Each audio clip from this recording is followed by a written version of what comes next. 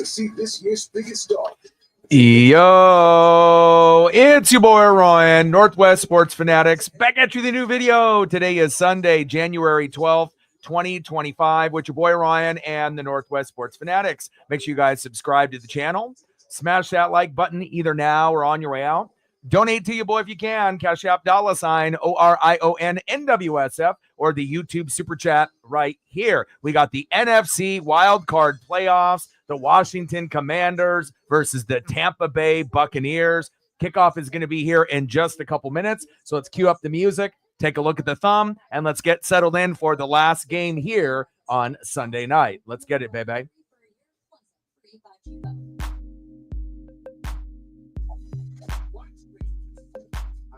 And on the thumb, on the left, we have the superstar stud rookie, Jaden Daniels. And on the right, the journeyman, the OG, LFB, Baker Mayfield. Let's freaking go.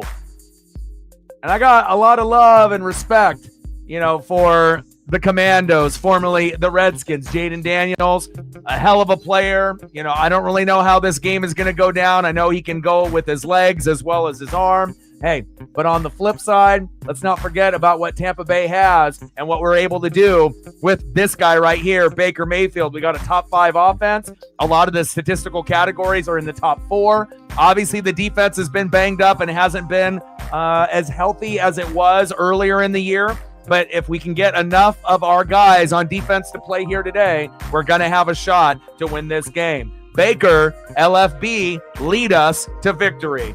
We got Bucky Irving. We got Mike Evans. We got Jalen McMillan. You know where to go, baby. Let's go. We got Vita Vea. We got Levante David. And we got Antoine Winfield Jr., baby. Let's fucking go.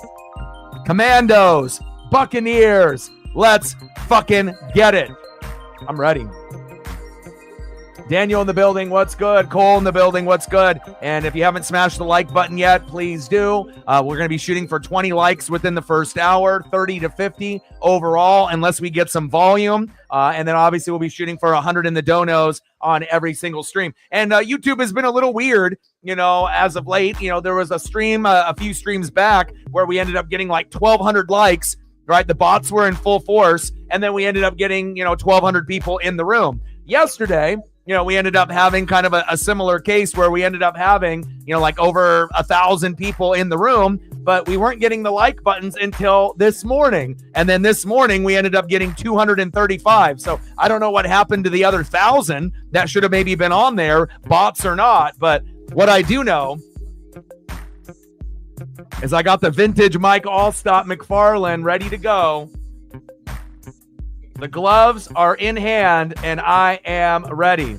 Yeah, and congratulations to the Houston Texans beating the Chargers 32-12 last night. The Baltimore Ravens beating the Pittsburgh Steelers 28-14. And obviously we know with the Buffalo Bills, that was really the big rout, even though that Bo Nix and Troy Franklin ended up getting the first touchdown in that game on the road. Shocked a lot of people, but then they didn't score anything after that. Give a big shout out to the Buffalo Bills, 31-7 over the Denver Broncos. And then in a game that just wrapped up a few minutes back, Philadelphia Eagles 22, Green Bay Packers 10.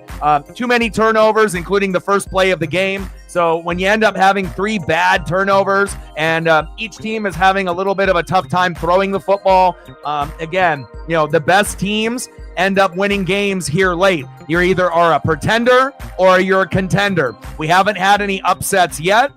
We'll find out, if we end up having one today. And I'm not really sure if the Bucs win, if that's going to be an upset. I know that a lot of the quote-unquote experts have been picking the Commanders to win. The Buccaneers are favored by 3.5 on the Vegas line, but I feel it's still pretty split or pretty one-sided for the Commandos. And if that is the case, I don't mind being the underdog at home. They're 12-5. We're 10-7. We're at home. We're playing good ball right now.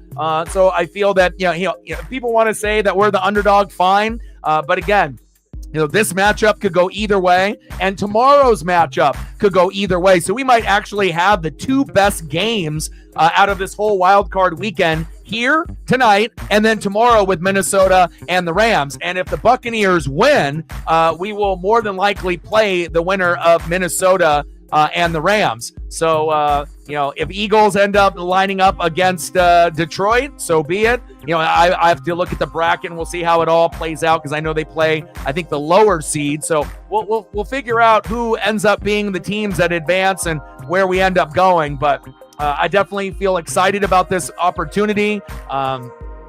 We haven't played, fantastic ball every single week. We have had a lot of injuries. We don't have Chris Godwin. Mike Evans was gone for a month. We haven't had Antoine Winfield Jr. for half of the season, but we still ended up winning the NFC South for 4 years in a row. Lowest seed will play the Lions. The highest seed will play the Eagles. So realistically, if we win, we'll play Philadelphia. No one will give us a shot. And then the Vikings will play the Lions, or maybe the Rams will play the Lions based off that bracket graphic that I just saw here on TV. America's pick, 54%. It looks like two individuals in the studio are picking the Commandos. The rest are picking the Bucs, which is a little surprising based on a lot of the picks that I saw a couple days ago, which was heavily Washington. But again, we'll see what happens here today, and let's go Bucs, baby. And, if we end up losing, no excuses. The Commandos are a good team this year. They're 12-5. This is the best record they've had in 30 years since the Mark Rippon era when they went to the Super Bowl in 91. So, again, Dan Quinn, Jaden Daniels, it's pretty rare that you end up hitting on your quarterback and your head coach, but that's exactly what they did. And you know what? I feel happy for this franchise. They were kind of like Tampa Bay for years and years and years, except for longer. We ended up getting to the Super Bowl. We ended up winning, getting off the schneid. Washington really hasn't been good for a long, long time. But with Jaden Daniels and Dan Quinn, if they can keep beefing up the offensive line, the defense, and getting more skill position players, don't be surprised if Washington at some point in the Jaden Daniels era makes an NFC championship game. And then if the Buccaneers end up winning this game, and then no one will give us a chance, right? No one will give us a chance against the Philadelphia Eagles, deservedly so, but you never know what could happen. The Tampa Bay Buccaneers are the only team to beat the Detroit Lions and the Philadelphia Eagles in 2024. So remember that. If for somehow, some way, the Bucs can beat the Commandos, and then if we end up playing the Eagles and by a miracle, we can get past them, who knows? Maybe we'll end up matching up against the Lions in the NFC Championship game. Now, I'm not saying that's a guarantee and it's going to happen, but again, there is a possibility. But before we talk about that, again, we want to make sure that we get this job done first. But the Bucs are battle tested. We don't have as good of a record as the Commandos, but the thing that we do have is home field advantage. The crowd is lit. I'm ready to go. Let's get it, baby. And I can't wait for tomorrow when we end up doing the Rams and the Vikings, and we'll also do the Netflix Monday Night Raw week number 2 on there as well. So the live stream will be Vikings-Rams, but I will have the Monday Night Raw on Netflix on in my studio TV here in the background, and I'll cover both events. So I'll do live play-by-play and reactions for the football game, Vikings and Rams, and if there's anything crazy that ends up happening, I can end up doing a little bit of move-by-move coverage or any type of crazy, run-ins or finales, finishers. We can go over that as well. So it'll be a busy day tomorrow. But before we get into that, let's go Bucs, baby. And I think that these two teams, really match up very evenly as well. But again, the Bucs match up evenly against Detroit and Philadelphia also. And we might be the only team in the NFC that you really can say that. I think that, we match up better than Minnesota or the Rams, even though the Rams are kind of a sleeper team like the Tampa Bay Buccaneers. If you take those teams for granted, they can punch you in the mouth and they can win. It's not going to happen every single week, but, I feel like the Rams and the Bucs definitely have some similarities. But again, the Commandos and the Vikings to a lot of people are the better teams with the better records, but it's not necessarily who you play, it's when you play them. And again, if Baker can throw for a few touchdown passes, to Jalen McMillan, Mike Evans, or whoever it may be, and we can get a solid run game, with Rashad White, Bucky Irving, and the defense ends up playing Secondary doesn't get burned too often. Obviously, we know Jaden Daniels can run for 40 to 80 yards by himself.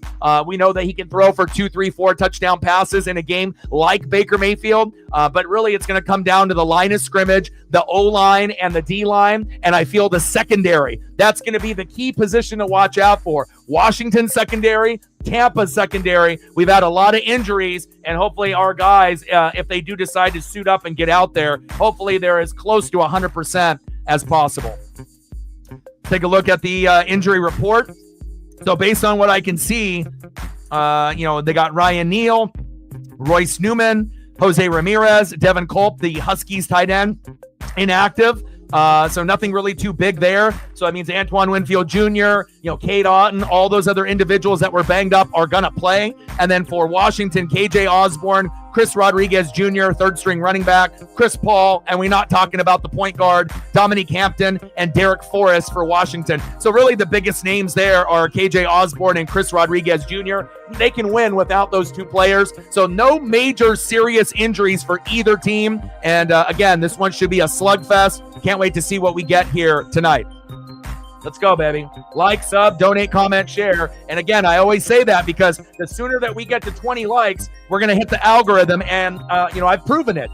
At any given moment, we can go from, 20 people or less in the room to 40 to 100 to 200 to 500 to 1,000 and even above that. And, we just have to hope that we can get the likes in return. And hopefully we can get some subs on this particular stream. I am going to be the face of the Tampa Bay Buccaneers on YouTube. You guys know me doing, obviously, Seattle Mariners and the Oregon Ducks as well. This team means a lot to me. And again, I am never, ever going to take an opponent for granted. I really do like Washington. But today, it's us versus them. So it has to be go Bucks. And again, if Washington ends up winning, you're not going to hear any fucking complaints. You're not going to hear me whine. You're going to say, GG, good game, on to the next. And hopefully that we can do better next year. But I do like our chances here tonight to win this game. And again, if that means that we have to match up against Philadelphia in the next round, and then we might get Rams and Detroit or Minnesota and Detroit in a rematch, that could be pretty spicy. And again, we don't mind playing in cold weather. We're one of the only warm weather teams that can play in cold weather and win. And we've proven it over and over again, baby.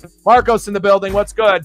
And I think both of these teams are kind of likable. The Bucs are likable, regardless if you like Tom Brady or Gronk in that era. But with Baker Mayfield, it's a cool story. Jaden Daniels, the Heisman winner from LSU, it's a cool story. So again, both of these teams are a hell of a lot of fun to watch. I got a lot of history, going against Washington, and let the best man win. And hopefully we can put up some big numbers here tonight.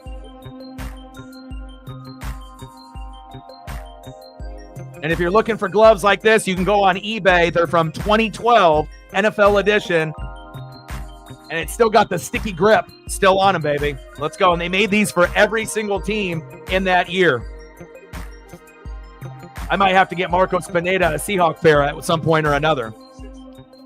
I do have an old school Russell Wilson throwback McFarlane in the lime green, I think, alternate unis somewhere in my garage that I need to give you as well. Anytime I end up having anything, Seahawks or anything other than my, favorite team and favorite players, I still collect. And usually I can find a home for some of these items as well. But hopefully you're doing well, Marcos. Like, sub, donate, comment, share. If you haven't smashed that like button yet, please do.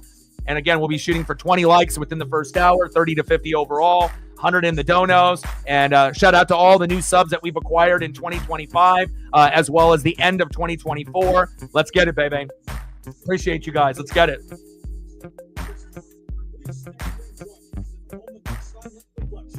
We need one more like to get to 10 to double digits. Now we're at 11. 9 more to go to get to 20. Let's get there, baby. And I did a little bit of experimenting, with some of the streaming links compared to my Comcast that I have in the living room. And believe it or not, my Comcast is slower than some of the streaming links. So the streaming links are typically supposed to be about 15 to 30 seconds behind. But I went on 3 different ones that I regularly use, and all 3 of them were actually faster than the Comcast that I'm getting here in Oregon for whatever reason. So I don't really know why, but that's a good sign. So again, there's one I think it's like in Canada that's super fast that might be the closest thing to what they have in the stadium itself, and then the other two are faster than the actual Comcast. But just something to keep in mind. If you can't afford cable, if you don't have satellite, and depending on what options you have to watch games, you're not necessarily going to be that far behind. And it also shows you, depending on how you watch and how what device you watch on, it may be faster or slower as well, compared to Peacock on the TV, compared to NBC, compared to a streaming link. So just thought I would share that because I was curious, as I'm watching the Broncos and Bills this morning, I wanted to pull up my phone and see, okay, how far behind are the links on my phone compared to live? And I was shocked to see that the links were faster than my cable here in Oregon. I don't know why, but I guess it is what it is. And depending on where you're located in the country, your provider sometimes might be a little faster as well. So pretty crazy.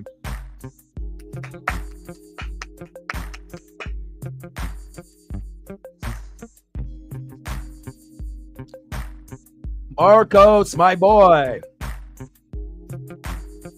Let's go, baby. You know it. Absolutely, man. Let's go. And I had to hit you with the throwback Redskins one. And hopefully one day they go back to that name. The Redskins and Cowboys got great history. None of the, tribal chief Indians are mad with it. If anything, it shows pride for them. And, Washington Redskins sounds a hell of a lot better than the Washington Commanders or the Washington football team. Facts. Hopefully one day we'll get back to that logo because I honestly think it's one of the coolest logos in the NFL. All right, baby. You know what it is. LFB. Let's fucking bake. And it feels good, after Tom Brady, to have a guy like, Baker Mayfield, a journeyman, to prove himself. And now, he's putting up top 5 numbers. And again, 407 out of 570 completions, 4,500 yards, 41 TDs, and 16 picks. The guy is a top 5 quarterback in the NFL. Bucky Irving, one of the best rookies that the Bucs have ever had. Definitely made a difference in our running game. Second to last in rushing last year. This year, top 5. Bucky. First ballot Hall of Famer Mike Evans got 1,000 yards every single year in his career, and he also missed a month. Believe it or not. That's my guy, the GOAT, Mike Evans. Jalen McMillan from the Washington Huskies, another rookie that has stepped up in the place for Chris Godwin. If Chris Godwin doesn't come back after the injury and he ends up moving on to go to another team, we got a comfortable wide receiver too that everyone feels confident in Jalen McMillan. Vita Vea, the Warren Sapp up front. We love him. Levante David, always doing Levante David things. Hall of Famer. And then we got one of the best safeties in the game, Antoine Winfield Jr. He's been injured almost half of the season, but he's back out there tonight, and hopefully he will be the missing piece that we needed to make our secondary not look as bad as it was. Obviously with guys like McCollum and Izzian, they've tried to do the best that they can, but it's not the same as having an Antoine Winfield Jr. Facts. Let's go, baby. You know what it is. The only team to beat the Chiefs in the Super Bowl, baby. Let's go.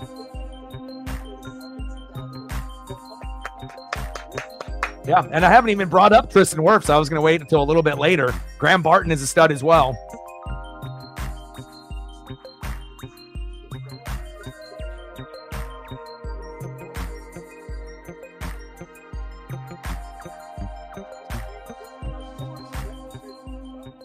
I mean, we're talking about, the best offensive lineman the Tampa Bay Buccaneers have ever had. First ballot Hall of Famer, first team All-Pro on the right side and the left side. No one has ever done that in the NFL. And you're looking at the guy that's leading the charge for the Tampa Bay Bucs. Let's go, baby. It makes it so much more enjoyable when you actually have, good GM, good owner, good head coaches, good coordinators, and then the players, it just falls into the gaps and it all works out. All right, baby. Let's go. How loud is too loud for my TV in the studio? 80? Let's go, baby. Vintage Mike Allstott. He's ready. Commanders and the Buccaneers. Here we go. All right, touchback, baby.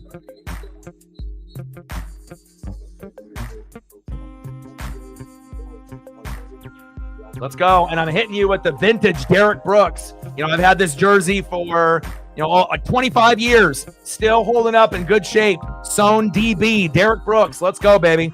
I was thinking I could wear, some of my other jerseys, but I feel like we have to have a throwback type of performance, and hopefully we get that here today.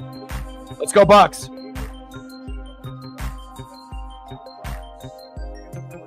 First down and 10. Man in motion. Baker. Play action fake. Good protection up front. Wide open. First down. Buccaneers. You already know what it is, baby. Baker Mayfield. Mike Evans. Move the fucking chains.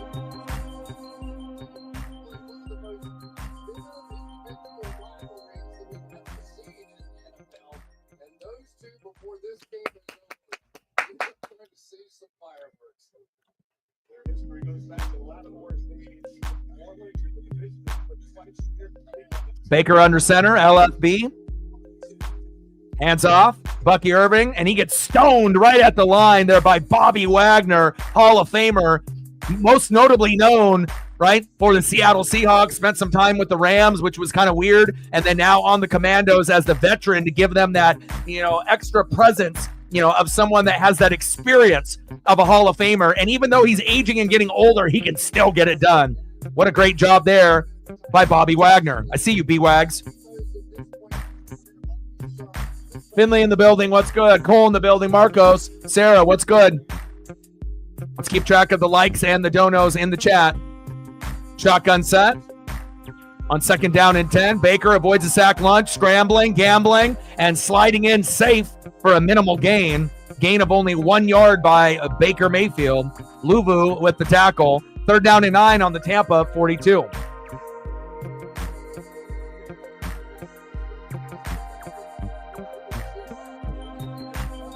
And hopefully we'll get some goats to come through and show some love, especially this being my team. And, we're getting towards the end of the season. We got this game. Obviously, we got Rams, Vikings, and Monday Night Raw on Netflix tomorrow.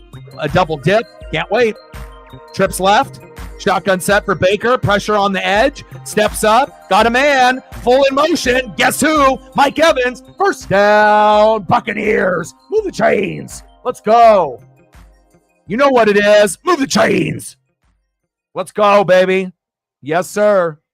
First ballot Hall of Famer, the most underrated wide receiver in this generation, Mike Evans. The most consistent wide receiver that doesn't get enough credit where credit needs to be given. But once he's retired and done playing, people will go back and look at his numbers, his records, his highlights, and they will say, damn, he was really that good. And when it's all said and done, he'll be sniffing around top 5, top 6, top 7 all time. Facts.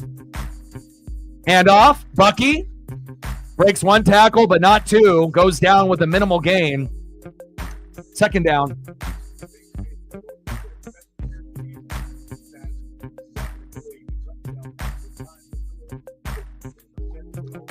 Let's go, baby. Let's go, Bucks. And I definitely feel that this matchup and tomorrow's matchup are going to be the closest games of the weekend. The Viking game seems like a trap game going against the Rams. The Rams could win. They're not playing at SoFi, playing there in Arizona where the Cardinals play. Pass to Jalen McMillan. What happened to my hands? Come on, Jalen. You've been able to come up big with those catches. And if you're going to be the Chris Godwin replacement, we're going to need you to get those big first downs. Come on, Jalen.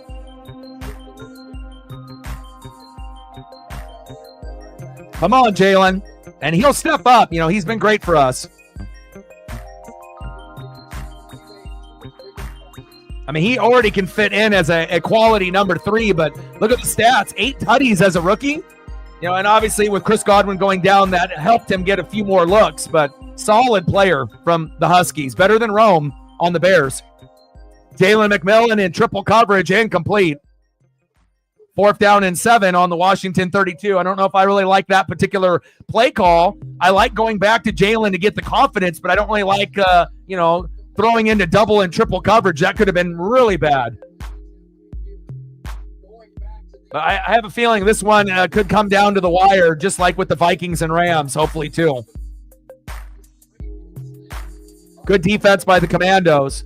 And we're going for a long field goal attempt here by McLaughlin. And I really like our kicker this year as well. 50-yard attempt. McLaughlin, kick is up. Does he have the distance? And it's good, but there's a flag on the play.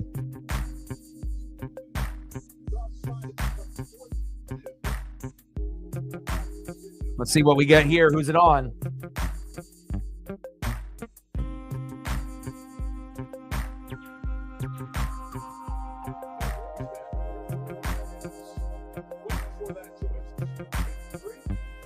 Penalty is declined. 3-0 Buccaneers. Fuck yeah.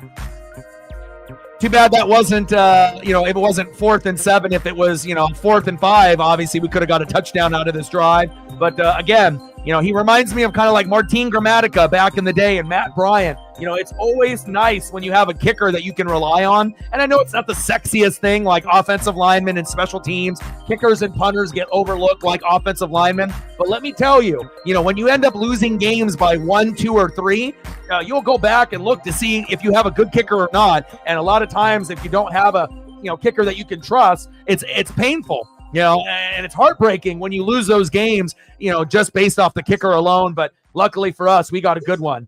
McLaughlin with the kick, 3-0 Bucks. Let's go. Good start for us. It doesn't have the same kind of vibe with Lattimore being on the Saints, obviously with that rivalry. But we'll see if Lattimore can step up at some point. Still a good player, but not on the Mike Evans level. But normally, Lattimore wins that matchup more times than not. At least he did when he was on the Saints. But we'll see what happens here, obviously, with the Commandos. And Tampa did play the Commandos in week 1, and we won 37-20. So for all of those people that were picking Washington in blowout, that was kind of a head-scratcher to me. But again, and them being on the road. But everyone's got their own prerogatives. They all have their own predictions. But I definitely think that we have a chance, even though we're 10-7 and they're 12-5. And again, when we're at home, we play good ball. McLaughlin, 50-yard field goal, 3-0 Bucks, baby. Let's go.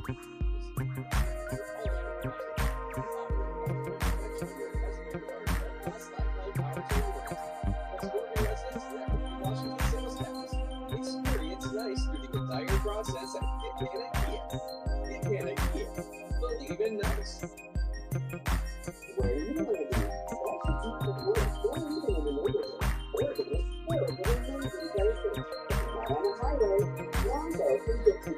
that's why at Landmark Ford, we stock Broncos every day. All with cross suspension, brake deck, and 7 different build modes. What does both stand for? Go over any type of terrain. Better yet, Broncos start at under 40 grand. Find yours today at Landmark. All right, defense, your turn, baby.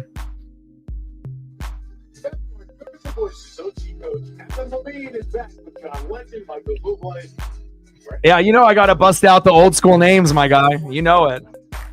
Rather than just the traditional Warren Sapp, Simeon Rice, Derek Brooks, John Lynch, Rondé Barber. I can go and, Shelton Quarles. We can go way, way back. The Dwight Smith. I can go every player, on that Super Bowl team from back in the day and even teams after that. Commandos with a decent return there. Get it, Bucks.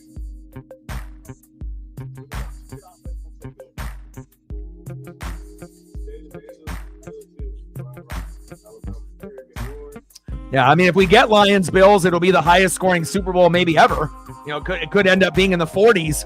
We might not get a whole lot of defense, but could end up being whoever has the ball last. And just like when we saw a few weeks ago, could end up being a crazy 44-41 Super Bowl or something like that. And both of those teams' offenses are very hard to stop. Facts. All right, let's see what Cliff Kingsbury's got in his bag here with Jaden Daniels.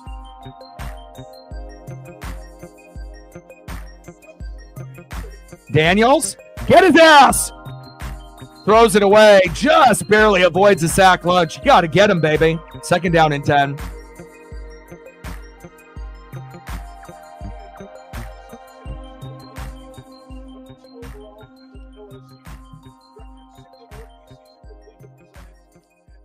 And you see why Jaden Daniels won the Heisman. And you also see why, Washington has a record as good as they do. It took them 30 years, to get a record as good as this since the Mark Rippon era. But having the right coach and the right quarterback really do go a long, long way. Shotgun set. Robinson, 4 yards. Levante David and Jamel Dean is back. Great to see you. 3rd down and 6 at the Washington 37.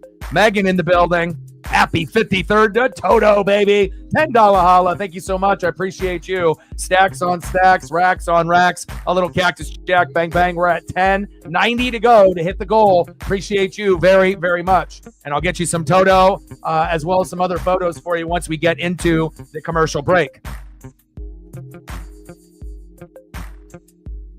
3rd down.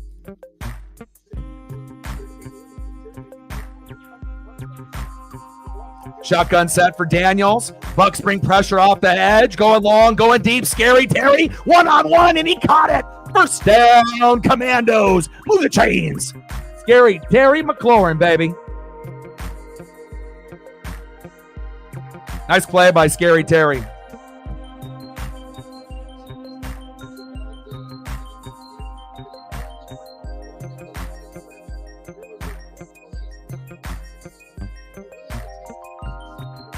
And his career has been revitalized with a good quarterback finally on the roster. You know, he's always been able to put up good stats, and we've always thought that he was like a top 20 wide receiver. But with the Jaden Daniels, you got a chance to be a top 15, and even as high as maybe possibly borderline top 10, 11, 12, if he keeps up that rapport with Jaden Daniels.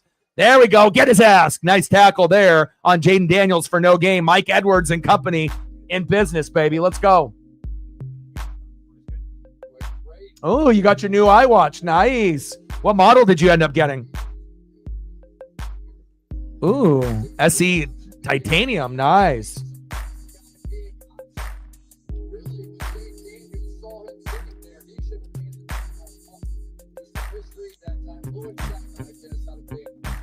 Second down and 10. Shotgun set.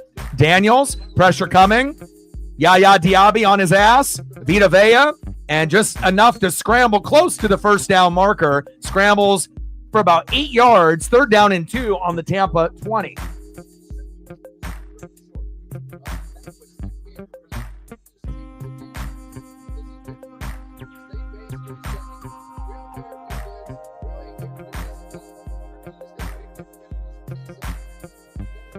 Yeah, it's going to be back and forth. Like I said, I feel like the Rams-Vikings game is going to be just like this game. These are going to be the best 2 games of the weekend. You're not going to get blowouts, I don't think, in either one. You know, I think that they're going to be pretty close, and which is good for us. You know, we already saw plenty of blowouts already.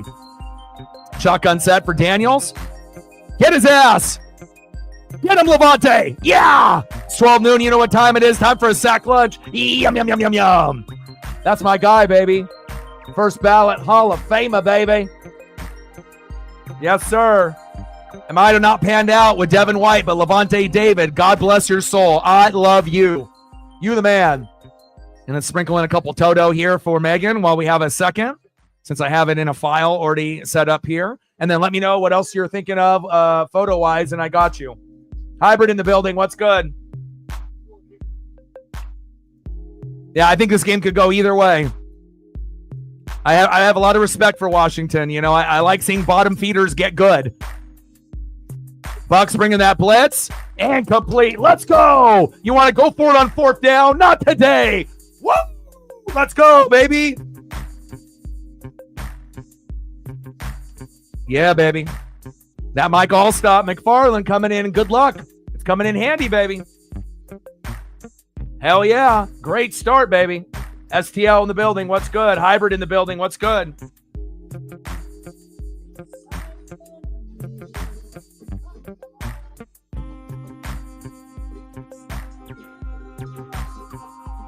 Let's go. Great defense there by the Bucks. We'll take that.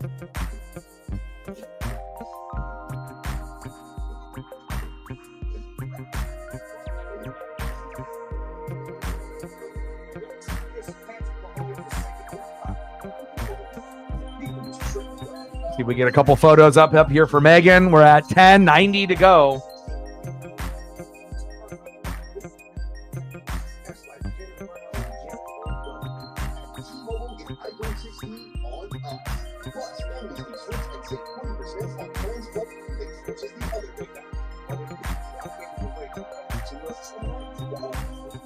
Definitely ready for some new SVU episodes. That and Severance. They're both going to be out here in just a few days.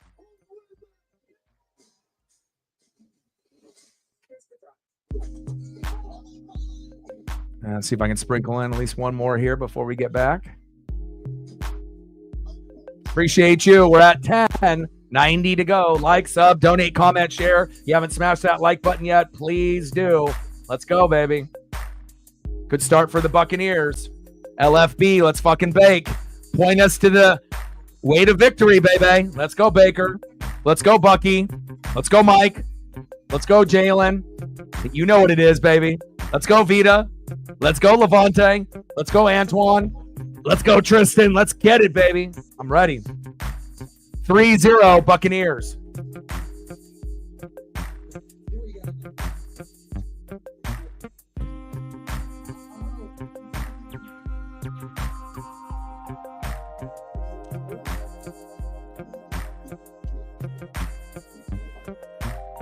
Yeah, I was about to ask you if you got a chance to work on any of those sets or not.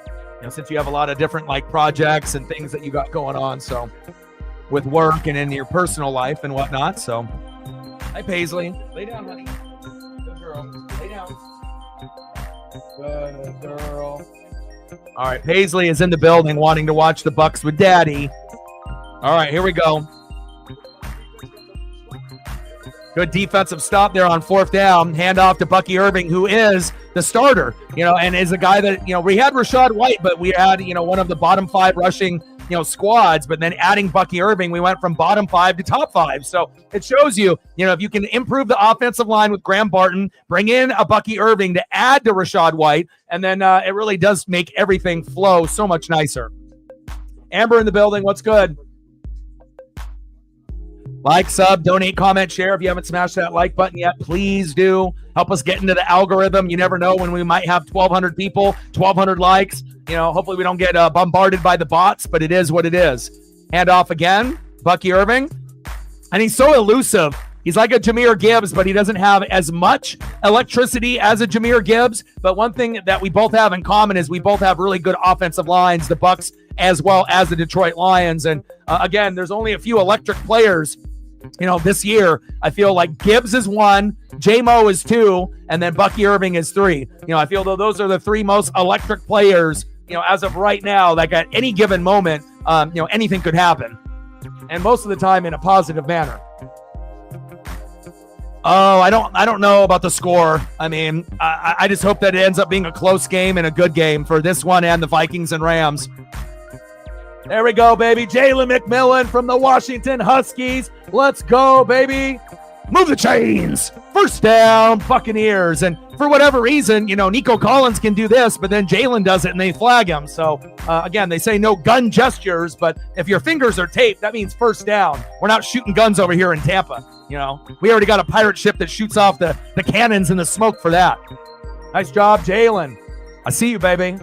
And again, he's definitely filled in the gaps for Chris Godwin. So if, you know, for whatever reason, if Godwin doesn't get re-signed, which I hope he does, even though he got hurt, I want him to be a Buck for life. But we got our wide receiver too for the future if not. Come on, Bucky. Good tackle there from behind. And anytime you end up having a smaller back, you know, sometimes those big boys, they hang on and they don't let go. But again, he can definitely hit those gaps, and at any given moment, he could be gone. Jeremy Chin, the former Panther there, in there for the tackle.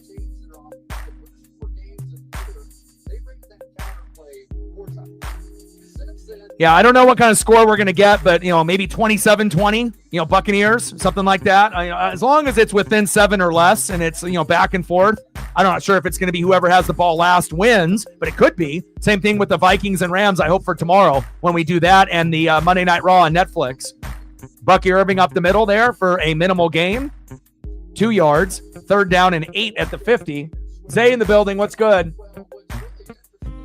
But we definitely seen a lot of blowouts today. Buffalo beating Denver 31-7, even though Bo Nix and Troy Franklin got that first deep touchdown. Shocked the hell out of everyone. We saw Baltimore and Pittsburgh last night with my stream. 28-14 Ravens. That was an easy call. Texans winning 32-12 over the Chargers, and Herbert was shocking. And then the Eagles winning 22-10 over Green Bay. I don't think anyone was really shocked about that besides Green Bay's turnovers. But again, the best team won. Baker steps up in the pocket, and you got 2 commandos, now 3, now 4. Let them go. And Baker gets about a yard and a half, 4th down and 7 at the Washington 49. Yeah, I was about to say, Luvu had a tackle early on, and then we just saw Jeremy Chin get in on the action. But again, on the bright side of things, at least Bryce Young went from, first pick, bust, failure, benched, right? He can't do it. And then came back in and then ended up finishing the year very, very strong, where he definitely looks like a franchise quarterback now. Again, teams let down quarterbacks more than quarterbacks let down teams. Remember that. And, for Bryce to finish the year off with like 5 tutties, that's strong, man. Considering a guy that couldn't even throw a first down or a touchdown pass early on, and it was cool to have Andy Dalton, mentor. But again, if you're a Panther fan like yourself, you already know it's going to take time. You got to have the right coach, the right OC, the right DC, and probably not having the right owner doesn't help you guys with Tepper and whatnot. But again, hopefully GM and everything can kind of trickle down, and hopefully the NFC South, we'll have 4 good teams one day. You got the Bucs, the Falcons at the top. The Saints got to kind of rebuild, and they got to figure out coach. They got to rebuild the offensive line. AK-41's getting older, right? You got Olave, you got Taysom Hill, you got Rashid Shaheed. So you got some nice skill position pieces there, and also the defense is getting older, right? We obviously know on that defensive side, Lattimore now is on the Commandos, right? And you got other individuals, right, that are kind of getting up there in age, Demario Davis, as well as Cameron as well. So again, I feel that, the NFC South right now is with the Bucs, because it ended up going Panthers twice, Falcons once, Saints 4 years in a row in the Drew Brees era, and then we've been there 4 years in a row. But I'm hoping slowly but surely, the Panthers, the Saints, and the Falcons can get to the Buccaneer level, and then we can just slug it out and actually have a respectable division. And I want your guys, to get better and better. So hopefully, the progression will happen. But, sometimes if you don't have the right owner, that leads to the wrong GM, which leads to the wrong head coach, which leads to the wrong coordinators, OC and DC, which leads to drafting the wrong players, bringing in the wrong free agents. But hopefully things will be able to smooth themselves out here in the future. Captain in the building, what's good? So we were waiting, for those likes. You were controlling the likes yesterday, and Sarah was doing the donos. But early this morning, I got a notification, and then we ended up getting, after we had the 1,200 people in the room, they finally registered the likes. I don't know why it took so long, but then we ended up getting 235. So it was just after the stream ended, and then the following morning, I don't know if they had some kind of, YouTube algorithm, and they had to go through the numbers. So you did your job. They just didn't show it right away, like when we had the 1,200 likes and then the 1,200 people came in later. Yesterday, we had the 1,200 people, but then the likes were still around 20, so I knew at some point that was going to go up. And again, I don't really understand the method to the madness, but again, anytime that we can get big numbers, hopefully less bots, and we can grow the channel with likes, subs, views, donos, I'm here for it. So let's go.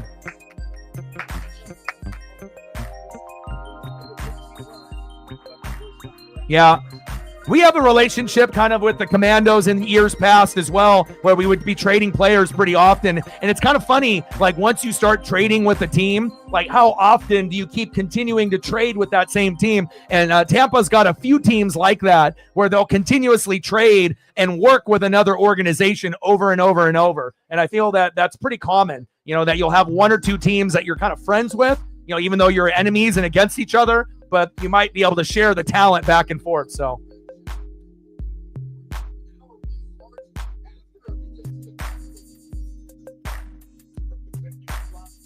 little screen pass. Good tackle there by the Bucs.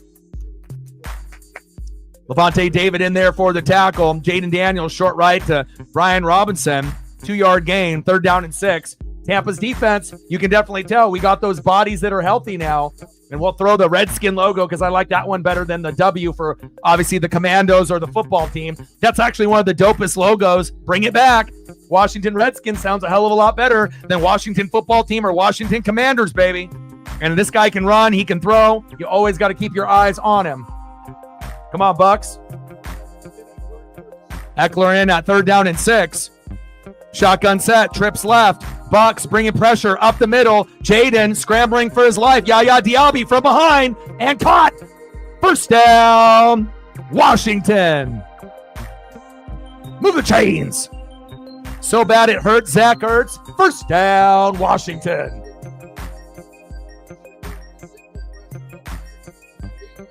Yeah, if you want to keep up on those likes for me again, I'd appreciate it. And then Sarah can do the donos. And then you never know when the algorithm will hit. And hopefully we can get those things to happen when we do Mariner streams, WWE Monday Night Raw, WWE PLEs, and anything else that we do.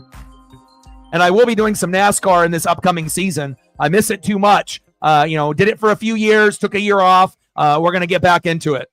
Oh, what a catch. What a throw. 1st down. Commanders. Jaden Daniels. Scary Terry McLaurin. Move the chains. Oh, my. Nice throw there by Jaden. There's a reason that he won the Heisman. There's a reason why they got to 12-5, baby. Okay, I see you. Scary Terry's like, thank God I have a capable quarterback for once. Now I can actually shine. There we go.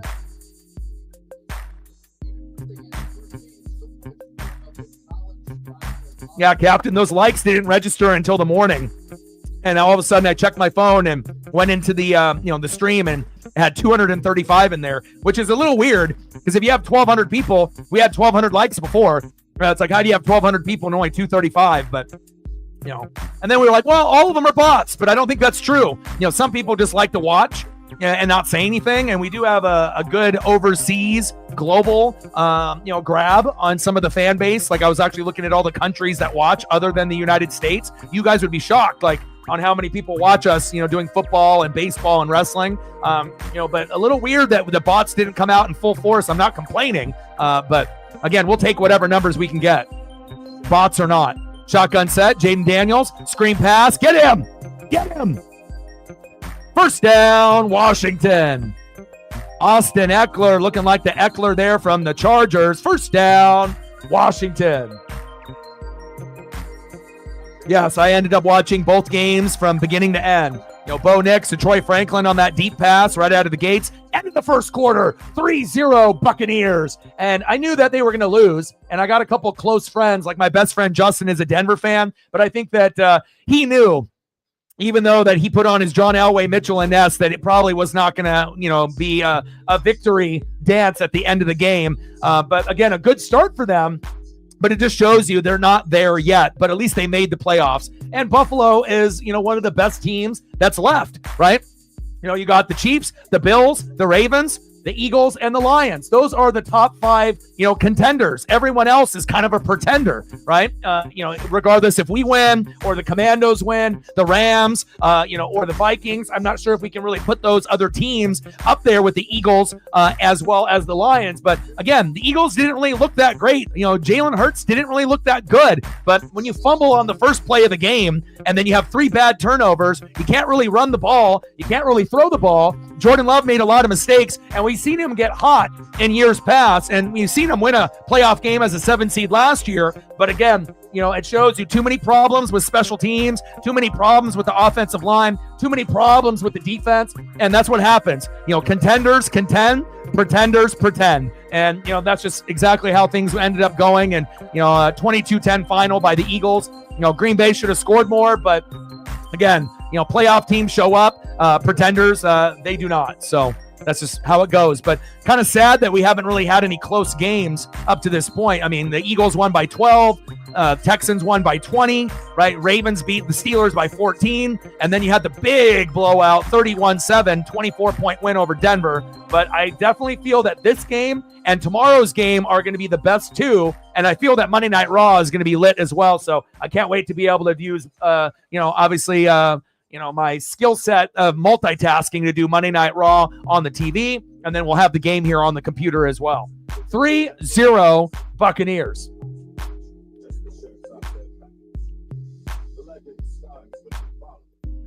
Let's go, baby. Like, sub, donate, comment, share. If you haven't smashed that like button yet, please do. Help us out so we can hit the algorithm, baby. Marcos with a nice share on my Facebook and on his Facebook. It's always cool when you actually have friends that want you to win and support you and that aren't jealous of what you're doing. You know, it's like this is not something that, all of a sudden I just started overnight. You know, I've been doing this for, 13 years? You know, this is my 9th year on YouTube. You know, so it's been a long journey, and I still feel I'm only like 1% into my journey. So keep that in mind. We got a long ways to go. Shotgun set, beginning of the second period. Jaden Daniels using his legs. Little check down. Brian Robinson right there. He's a nice skilled back. First down. Commandos with the chains.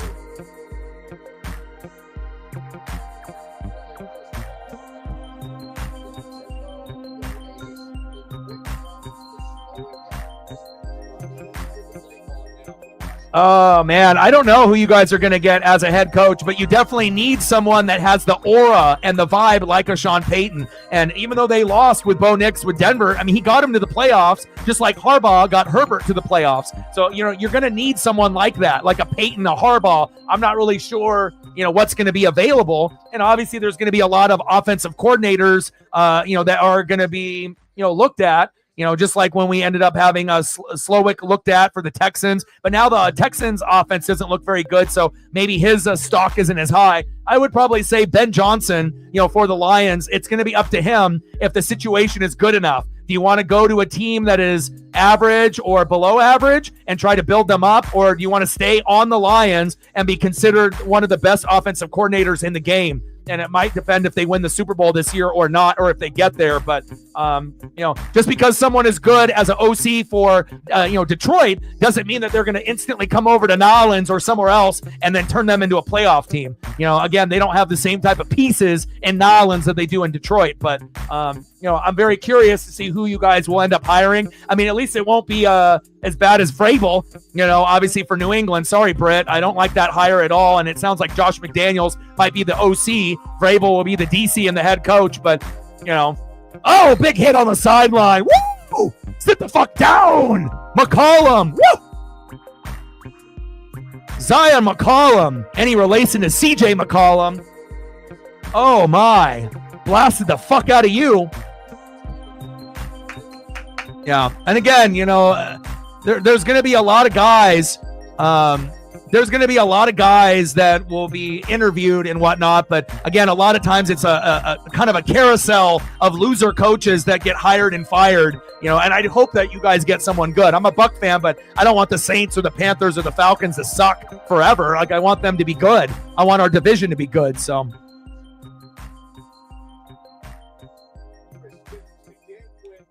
Yeah, but the problem is Pete ain't going to be able to turn that team around. The Bears have bad juju. They don't got a good owner. They don't got good coaches. They don't got good GM. They don't got good anything. It's like they got some, notable names on the offense, but the offensive line isn't good.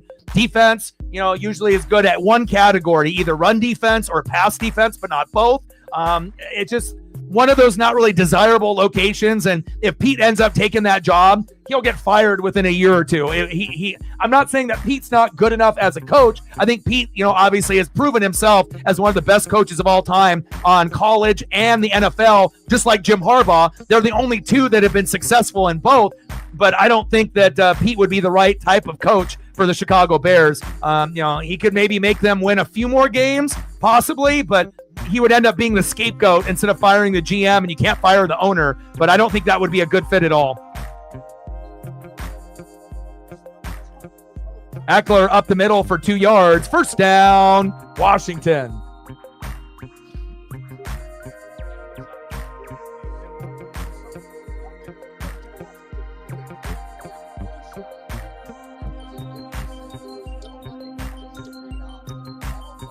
I mean, there would be certain intangibles that Pete would be good at.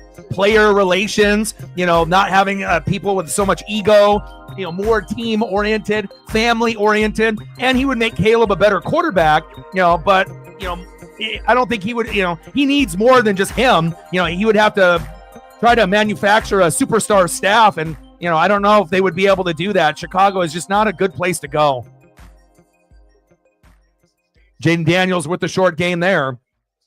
Second down.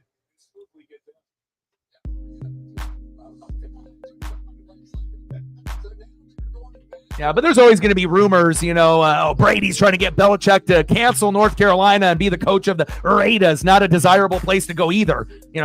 Like Belichick on the Raiders, Pete Carroll on the Bears. No, thank you. Let's keep their legacies intact and not have them go to these kind of like dumpster fire teams, It takes a special coach, but those two guys aren't a good fit for those two teams. I don't want the coaches to be tainted. Pass incomplete, 3rd down and 3. Jaden Daniels to scary Terry McLaurin.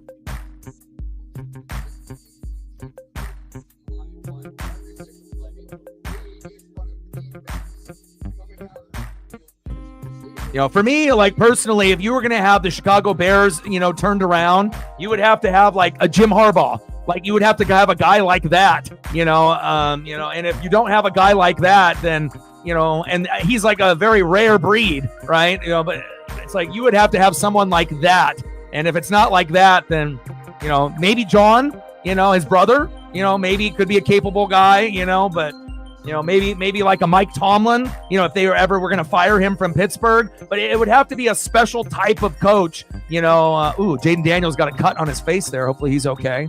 He's bleeding there on his cheek. All right, they're going to Band-Aid him up here real quick. 3-0 Buccaneers. Yeah, it's about the culture, but the players have to buy in, and you have to think about all these guys that are millionaires and grown men with all these big egos. Sometimes these guys, it's just a paycheck to them. They don't really care.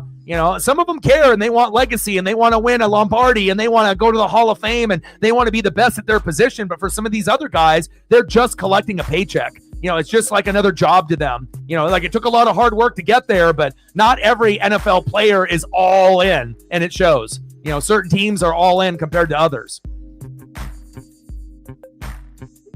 Like even a Dan Campbell in Chicago probably wouldn't work, because again, the culture in Chicago is so bad. Little slant for a 1st down. Commanders, move the chains. Zacchaeus. Oh, Zacchaeus. Oh, Zacchaeus. 1st down, Washington. It's like they're knocking on the door here. Yeah, he's with Barstool now, obviously making videos on social media and TikTok, and super hilarious, super intelligent. And again, to try to pin him like he's like some kind of like uber racist guy like Hogan is ridiculous. Again, there's always going to be things that are kind of blown out of proportion and whatnot. And again, Gruden ended up working, in the coaching tree, with the Packers and the Eagles and all these other teams from back in the day, working with Randall Cunningham and whatnot. It would be interesting, but again, the type of coaching style that he has, I'm not sure if it would really fit with the NFL nowadays.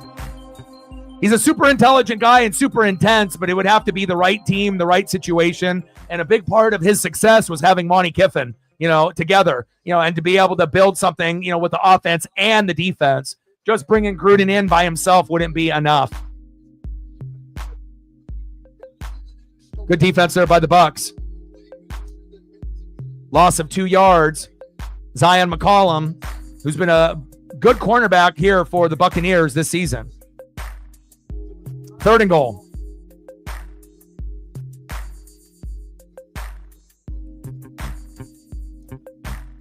Shotgun set. Daniels. Looking, back of the end zone. Touchdown! Washington! Flag down. Hopefully that's a hold on Washington's offensive line, please. Let's see who this is on. Who is it on? Is it a hold on Washington's offensive line? Or is it a push off on the receiver? Who's it on?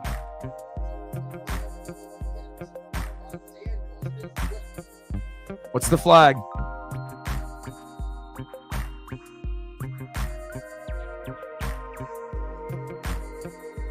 It's on Washington. Or is it on Tampa? Oh, he did hit him. Well, it's not like it was intentional. Yaya Diaby trying to get a sack and hit him towards the legs, but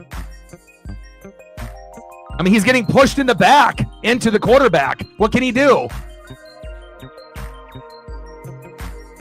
When you're Yaya Diaby and you're getting pushed in the back into the quarterback, I mean, fuck the penalty. Decline, touchdown, Diami Brown.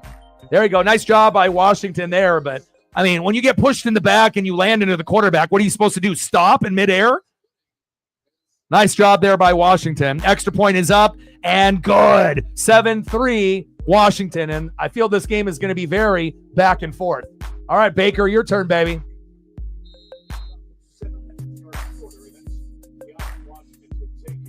Let's go, baby. LFB. You know what to do. Point us to the promised land. Lots of Bucky, lots of Mike, and lots of Jalen. Let's go. Let's go, Tristan. 7-3 Commandos. Good start for both teams in this first half. Very evenly matched, just like I feel the Rams and the Vikings are going to be tomorrow. And obviously the Vikings got a little bit more, oomph in their lineup. But again, what Sam Darnold are we going to get tomorrow? Are we going to get the good Sam Darnold? Then it could be a Minnesota blowout. Or if we get the bad Sam Darnold, it could end up being a pretty close game with maybe the Rams actually upsetting Minnesota. It's definitely possible. But it definitely feels kind of like a trap game tomorrow. Can't wait to be able to see that one. Nice job by Washington. 7-3 Commanders.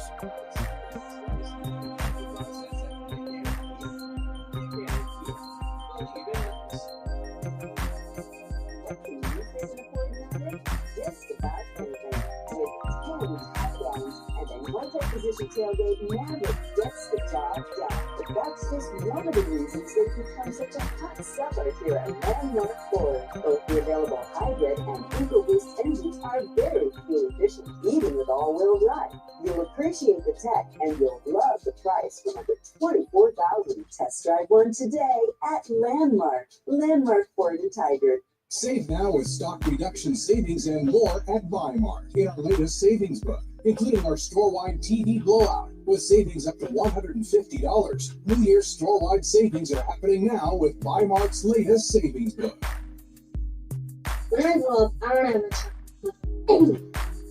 Let's go, baby. Like, sub, donate, comment, share. We only need one more like to be able to get to 20 when we hit that algorithm. And then at any given moment, we might explode to 100, 500, 1,200. You never know. So if you got a backup account or if you haven't smashed that like button yet, please do. One more to get to 20. Let's get there, baby. And we're at 10, 90 to go to hit the goal. Let's go, baby.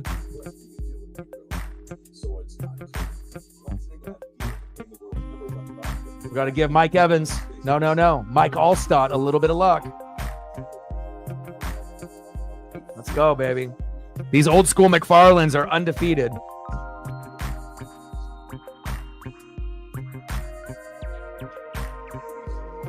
All the way back from 2003.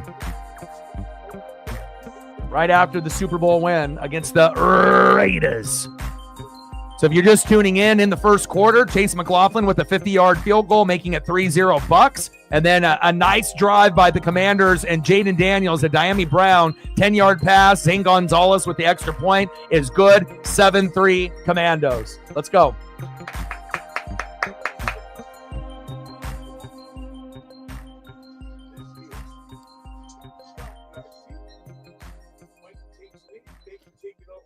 There we go.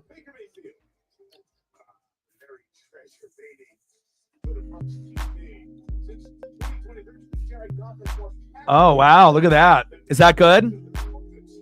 Oh, look at the stats. Oh, 69 passing touchdowns, most in the NFL. Is that good? Oh, 26 interceptions. We need to improve that.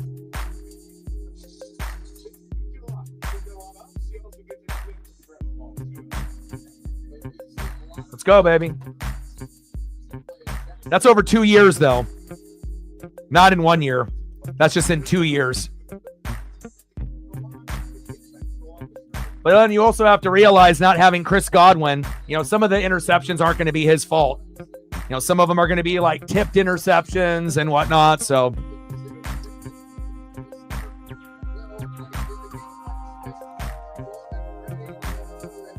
But you got to think, 4,500 yards. That was third in the NFL. 41 TDs, tied for second, right? And then he had 16 interceptions. So we need to get those interceptions down a little bit.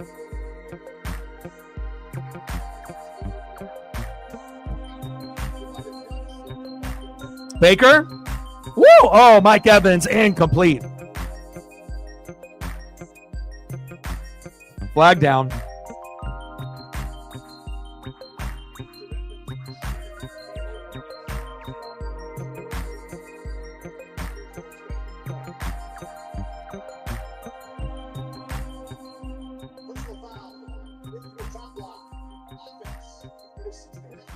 Yeah, but he had 28 touchdowns and 10 picks last year, and then 41 and 16 this year. So, you know, Baker is the real deal. I mean, there's going to be some mistakes here and there, but I think a lot of people would take that. 28 and 10 last year, 41 and 16. Yeah, that's a huge step up. He had 6 more picks, but then he ended up throwing for 13 more touchdowns? I'll take that. And his completion percentage went up from 64 to 71%, and he went from 4,000 yards to 4,500 yards. So, you know.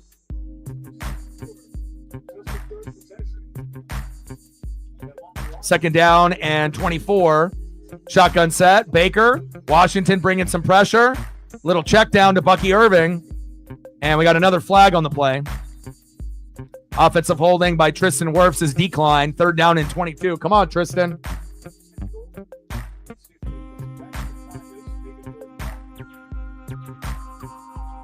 Yeah, I think that Penix and Bo Nix and Jaden Daniels will go down as the big three. Ben Roethlisberger, Phillip Rivers, Eli Manning. That's the last time that we had a big three. Now we're going to have those as the big three, you know, for this younger generation.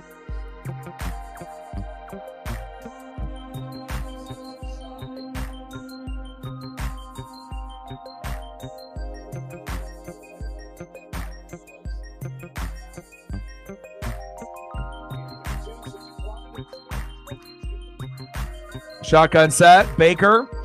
Rashad White. Getting about half the yardage there. 13 yards. Tackled by Bobby Wagner. 4th down and 9 at the Tampa 31, and that's another punt.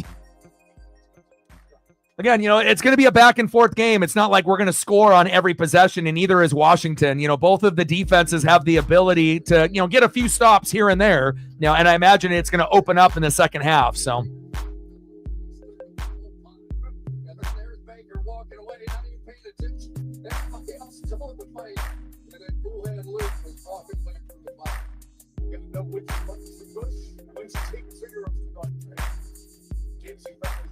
Yeah, but you never know how things can go. You can be like Justin Herbert and throw 3 interceptions the whole year and be number 1 in the NFL, and then go to the playoffs and throw 4 and you know, and have more than you did the whole season. So, you know, again, we know Justin Herbert is a good quarterback, just a really bad day for him against the Texans. So you never know how things are going to play out in the playoffs. And it's not like the Texans defense has been like insane where they're like the best defense in the league, just some, you know, kind of bad luck, you know, for the Chargers. All right, Washington, your turn. 1st down and 10 at the Washington 30.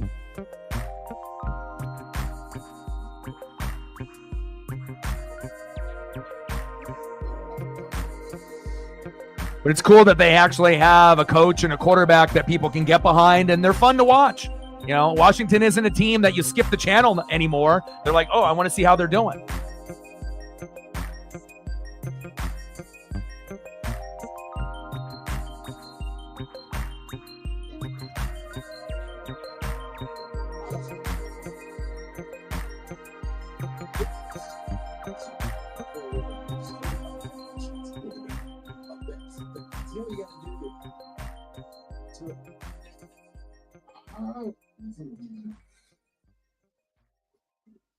Does it look good?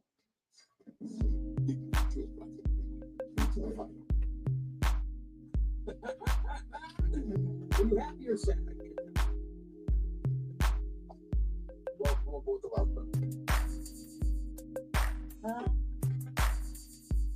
I disagree. I think this is one of the best draft classes that we've had in a long, long time.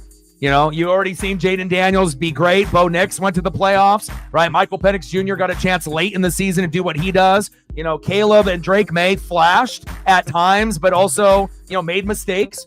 Caleb hung on to the football a little bit too long, had a lot of weapons, but obviously the offensive line could have been better, and obviously a better coordinator and coach and better culture there could have been better. And Drake May, flashed at times, even though he has nothing really to work with in New England. It's not like New England's got a lot of players there for him to be able to succeed, right? And then we haven't even seen J.J. McCarthy yet. So, it's a lot better than the Trevor Lawrence, Zach Wilson, Justin Fields, Trey Lance, Mac Jones. That one is fucking terrible.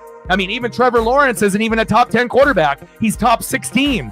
He's like 14, 15, 16. He's not even 10 or 11 or 12. So, and then obviously with the, Bryce Young draft, there's going to be certain quarterbacks that are going to pan out and certain ones that aren't, but I feel that this quarterback class, you will see, and I feel I'm a very good evaluator. You compare me to anybody else on YouTube or TV, I'm going to read and watch more film than anybody else. And, again, not only just with, the NFL, but college, high school, behind the scenes. This is going to go down as one of the better draft classes at quarterback. And it's a hell of a lot better than this college, draft coming up.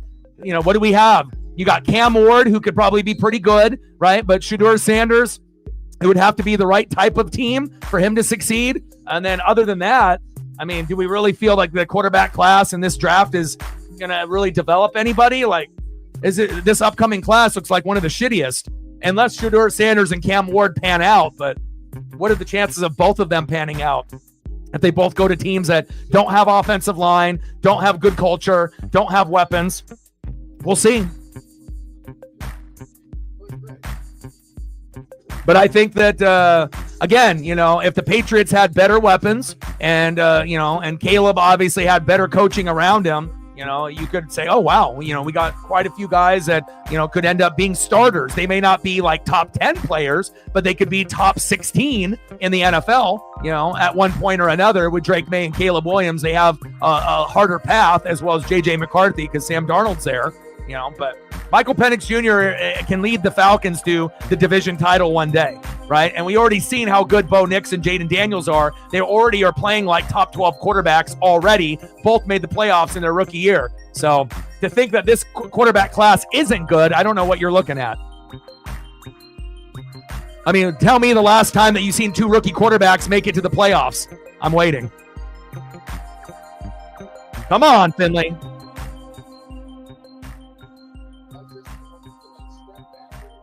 I mean, what do you need to have for you to be impressed? What Jaden Daniels has to make the Super Bowl in his first year? Bo Nix needs to go to the AFC Championship game? I mean, holy hell. How good do these guys need to be for you to respect this quarterback class? I mean, they've already done a hell of a lot more than a lot of the previous quarterback classes. Facts.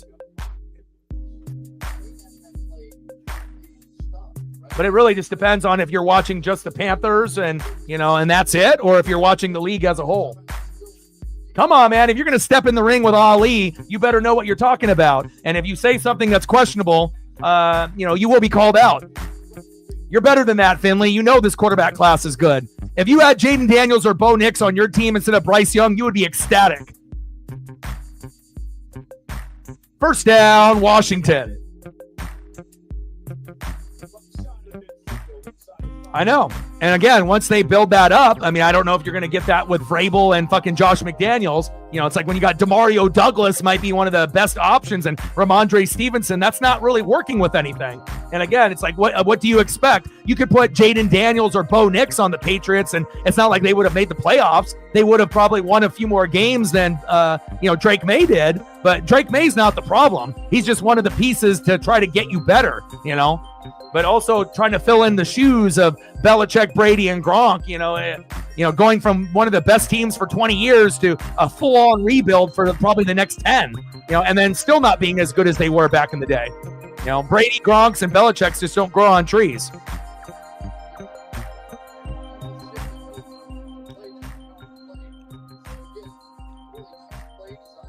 Nice run by Jaden Daniels. But Jaden Daniels and Bo Nix already look like, they've been in the league for 4 or 5 years, based off their maturity. Handoff up the middle, tackled from behind. There we go, Bucks. Jason agreed. I wouldn't want Vrabel, and I wouldn't want Josh McDaniels either. You know, again, it's like you need to be able to get somebody to change the culture, and it just seems like they keep recycling former New England players and coordinators. How about trying to find something new to change the culture instead of just repeating the same culture that you've had in the past, except now you don't have Belichick, Brady, or Gronk to bail you out.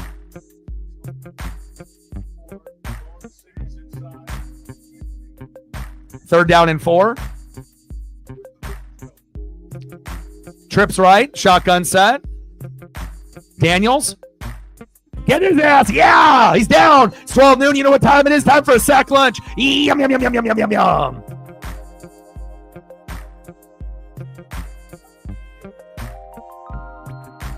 Let's go. Hopefully that's not on Tampa. It's on Zion McCollum. Fuck! Come on, Zion! Son of a bitch. Automatic first down after a goddamn sack lunch by Yaya Diaby. Come on! McCollum, you fucker! You'll see the emotion come out here, especially when I'm watching the Mariners, the Bucks, or the Ducks. The F-bombs will be flowing, good and bad. Fuck! I don't want to see Yaya Diaby get fucking robbed of a sack lunch. It's hard enough to get out there and actually have a guy that's living up to his draft status. You know, I've been waiting for a Simeon Rice clone for a while, and you're never going to get one. But, you know, don't be robbing my guy of a goddamn sack lunch. McCollum, you fucker. Little short minimal gain there by Robinson, 4-yard gain. Tackle by Gaines and Russell. Second down and 6 at the Tampa 33.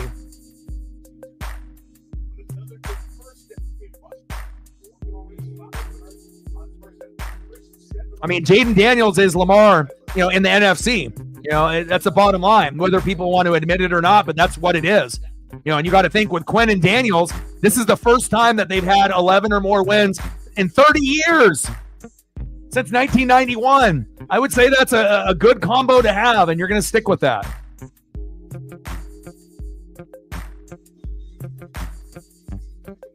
Daniels, and throws it away. Incomplete. AM in the building. What's good? Mariners season, it'll be just right around the corner, my guy. And again, I'm going to try to do just like I did last year, 150 out of 162 regular season games at least, and then playoffs if we get there, hopefully. Nice delayed blitz by the Bucks there. Good pressure.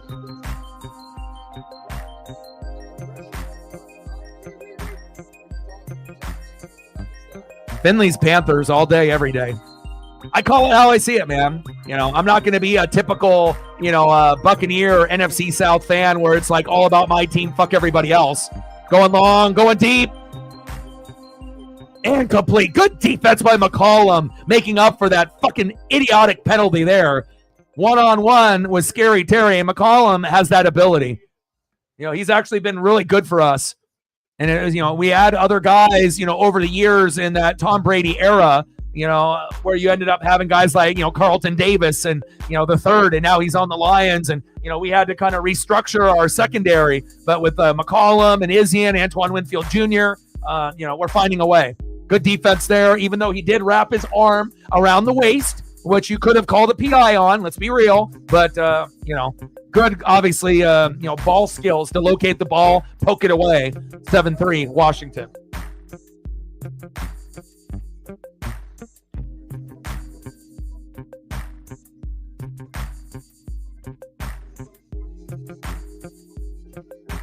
Yeah, I mean, Evans had some catches early on, but they haven't gone to him recently, but hopefully they get back to him. But he ended up having 2 catches on Lattimore for 34 yards, so I assume that they'll be targeting him in the second half. They're not afraid of the matchup.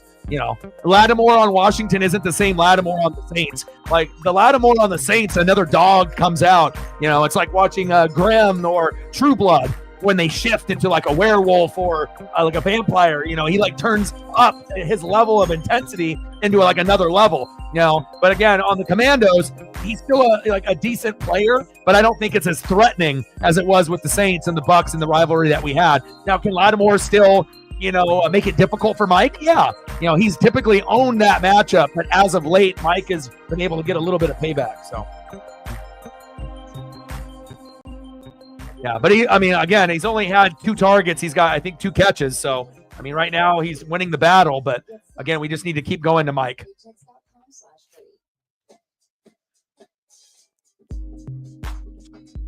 Yeah. Well, if you follow football, you would know why. His girlfriend obviously goes there, right? One of the Cavender twins and whatnot. So that's why he joined Miami, to be with his girlfriend. That's why. But he already has said that he doesn't enjoy, going over film study and reading. So if you're not really committed to the game, what fucking NFL team is going to take you? Terrible thing to be able to say. That's something you keep to yourself, if you're trying to eventually make it to the NFL. You don't want to openly say, I don't really enjoy watching film and the process of football. What? You just want to be able to play and that's it?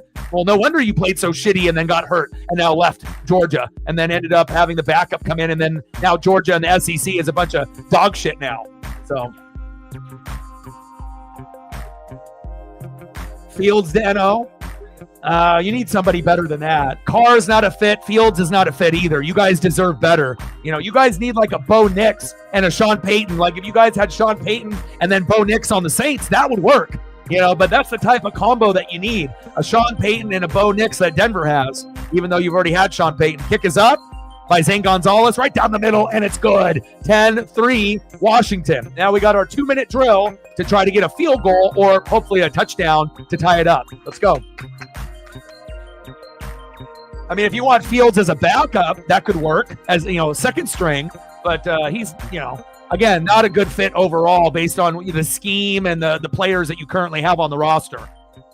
Because you gotta figure out head coach, coordinators, offensive line, another running back for AK-41 as a backup because he's getting a little bit older. Obviously you got Rashid Shaheed, Chris Olave, Taysom Hill, AK-41. Those are nice. But, AK is getting up there in age, right? More offensive line, and then the defense needs a fucking rebuild. No more Lattimore. Tyrann Mathieu is not the honey badger anymore.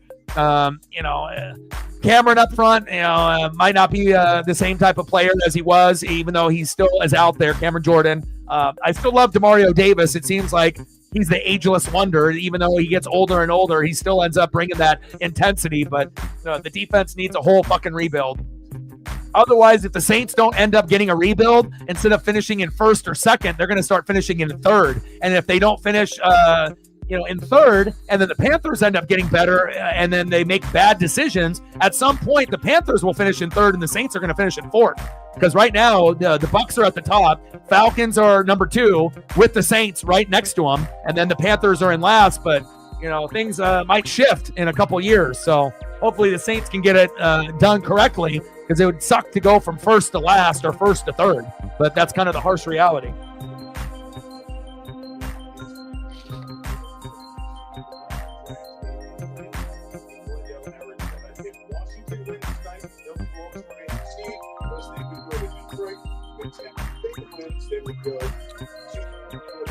Yeah, but Jamar Chase is arguably one of the top 2 receivers in the game. Penei Sewell is one of the best offensive linemen in the game, top 1, top 2 with Wirfs. So offensive line could have worked, with Penei Sewell, but I'll tell you what, you would have never made the Super Bowl if you would have picked Sewell over Chase, because obviously Burrow and Chase played together in college, right? They had one of the best chemistries that you've ever seen in college football when you had Justin Jefferson, Jamar Chase, Clyde Edwards-Helaire, Joe Burrow. So that wasn't a mistake taking Chase. Normally I would go offensive line as well, but when you end up having a top 5 quarterback and a top 2 receiver, you pick them. Because if you would have went Penei Sewell and then not Chase, you wouldn't have made it to the Super Bowl with just T. Higgins and Tyler Boyd. You needed that big playability out of Jamar. And if you actually look at football this year, Burrow and Chase were the best 2 at quarterback and wide receiver. So it's not like Jamar Chase is just a flashy receiver. He ends up being one of the best in the league with Justin Jefferson every single year. So it's not like Chase is a top 10 receiver. He's like number 1, number 2, number 3 every year. So it's a little bit of a difference there. Shotgun set for Baker here on 3rd down and 3. Come on, Baker. Run it, baby. Go. There we go. Tuck it. Yeah, run his ass over. Fuck yeah. Flag on the play. That better be on Washington. Hell yeah. First down, Buccaneers. Oh, man. I mean, there's a lot of great talent that will be available, but, you know, what's your draft position? I saw the updated, you know, draft number, but what number are you in the first round? Yeah, but you guys are stuck with Carr right now. So, I mean, the way that you guys paid the money, you have to stick with them until that is over. So, unfortunately. I mean, you need better players than Foster Moreau and Juwan Johnson, right, at tight end. There we go. There's Mike Evans. Hell yeah. First down, Buccaneers. Lattimore, sit down.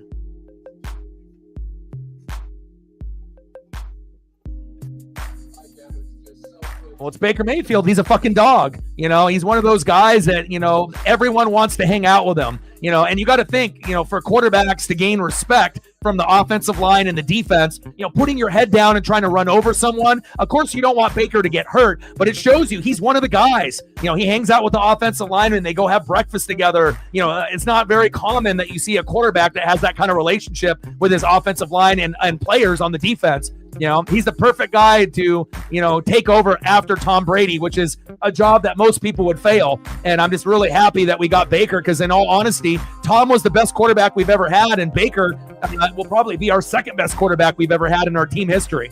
Facts. Move the chains. Kate Otten, that's my boy. Jalen McMillan, that's my boy.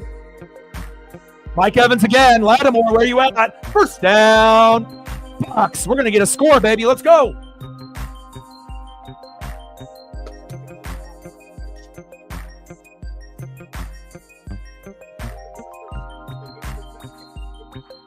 Timeout. There we go.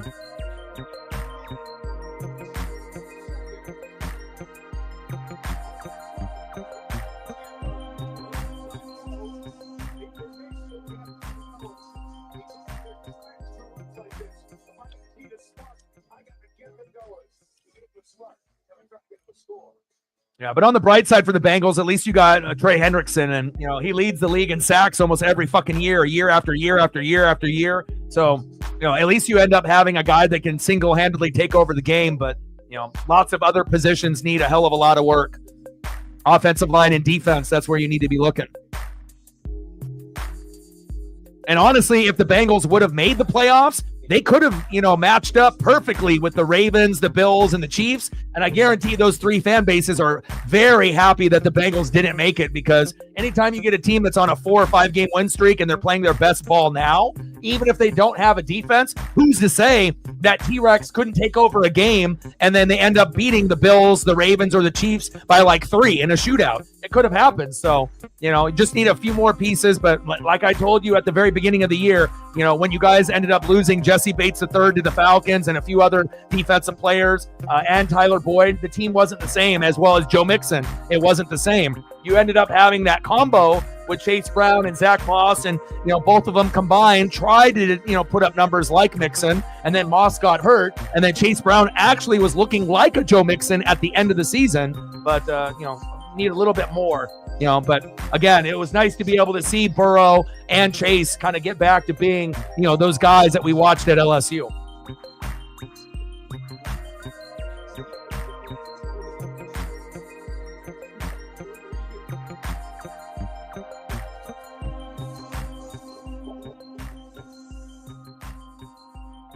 There's only 5 teams, right? You got Lions, you got Eagles, you got Chiefs, Bills, Ravens. That's it. Anybody else, would be shocking. If Minnesota made it, it would be shocking. If the Bucks made it, it would be shocking, right? If you ended up getting if the Texans, somehow made the AFC Championship game, you would be like, how? But there's no way in hell they're beating the Chiefs. And really, the game of the year might come down to the Bills and the Ravens. As far as like playoffs, that one could go either way. They played early in the season, and obviously we ended up getting a big victory. Obviously, I believe for Baltimore at home. But if the Bills are at home, you would assume the same thing is going to happen that when Baltimore played them earlier in the year. They ended up beating the brakes off of them, and home field advantage is a real thing in the playoffs.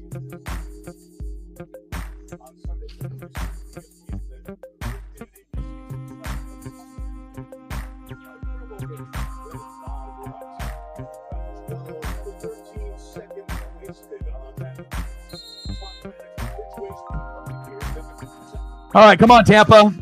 Come on, Baker. Come on, baby. First down and 10. At the Washington 12. Man in motion. Shotgun set. Baker. Floater. One-on-one. Penalty. Lattimore. You bitch. There we go. Now we can just punch it in with Bucky Irving, and we can tie this up at halftime. There we go. You're too small, Lattimore. Too small. Yes. Lattimore taking advantage, man. One player is a Hall of Famer, the other is not.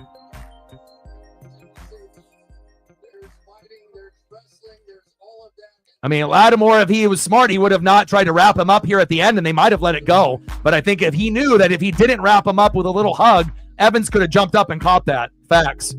Touchdown! Bang! Mike Evans! Woo! Let's go!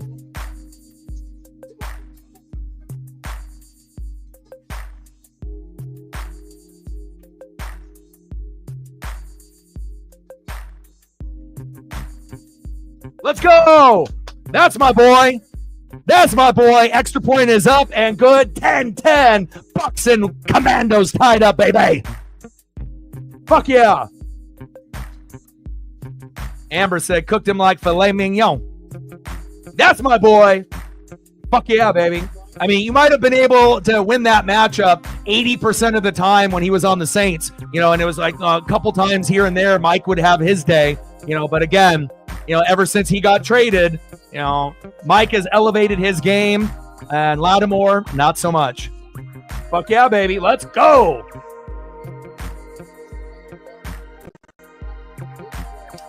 Why you got to go? Let's go, Commanders. Well, you can't root for your boy to have success. You can't root for the Buccaneers to win a game. You got to go against me.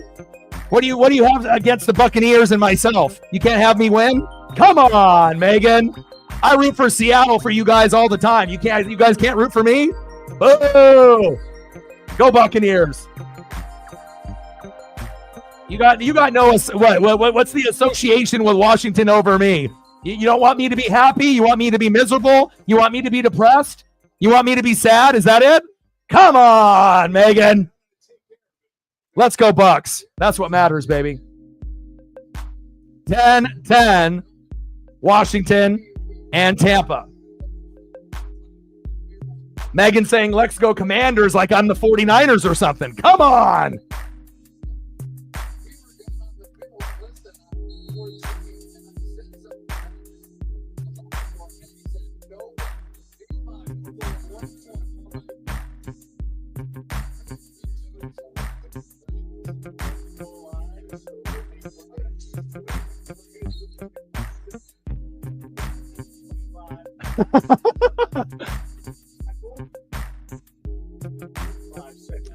It's all good.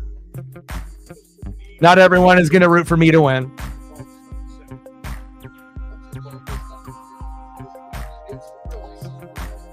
All right, we're at halftime, baby. 10-10, Commandos and Bucks. Let's go. Glad we were able to bounce back right there at the end. Nice job. Baker Mayfield, Mike Evans. Let's go. This is going to be a good one, and I knew it was going to be close. It was going to be very back and forth. And again, tomorrow's game with the Rams as well as the Vikings should be very, very good as well. I'm going to go check up on Paisley here real quick. Make sure that she's okay, feed her some dinner, and then I'll be right back.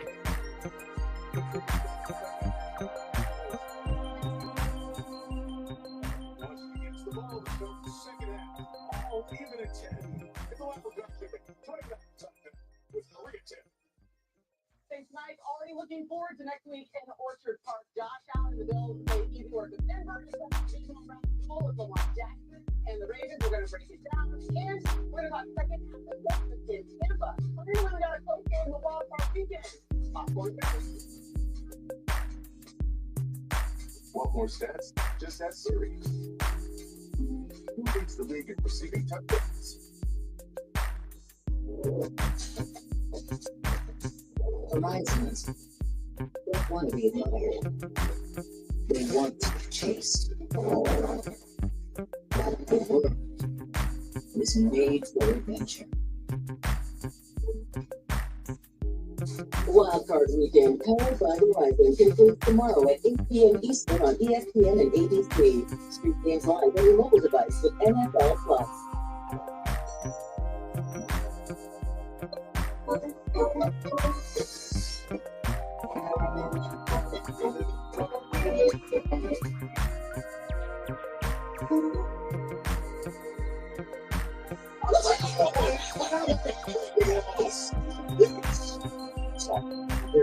So what are you gonna do?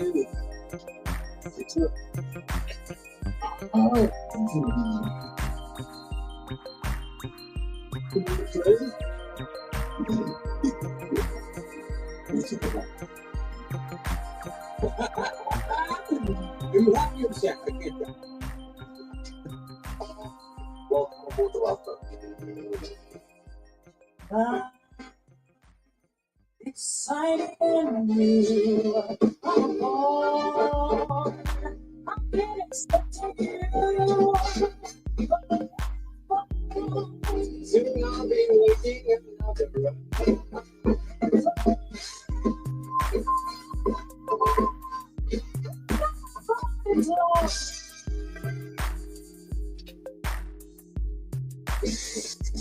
AWS knows NFL fans are obsessed with every single detail.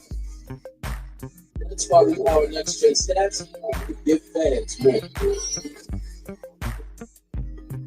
More good luck watching in. More defined expectations.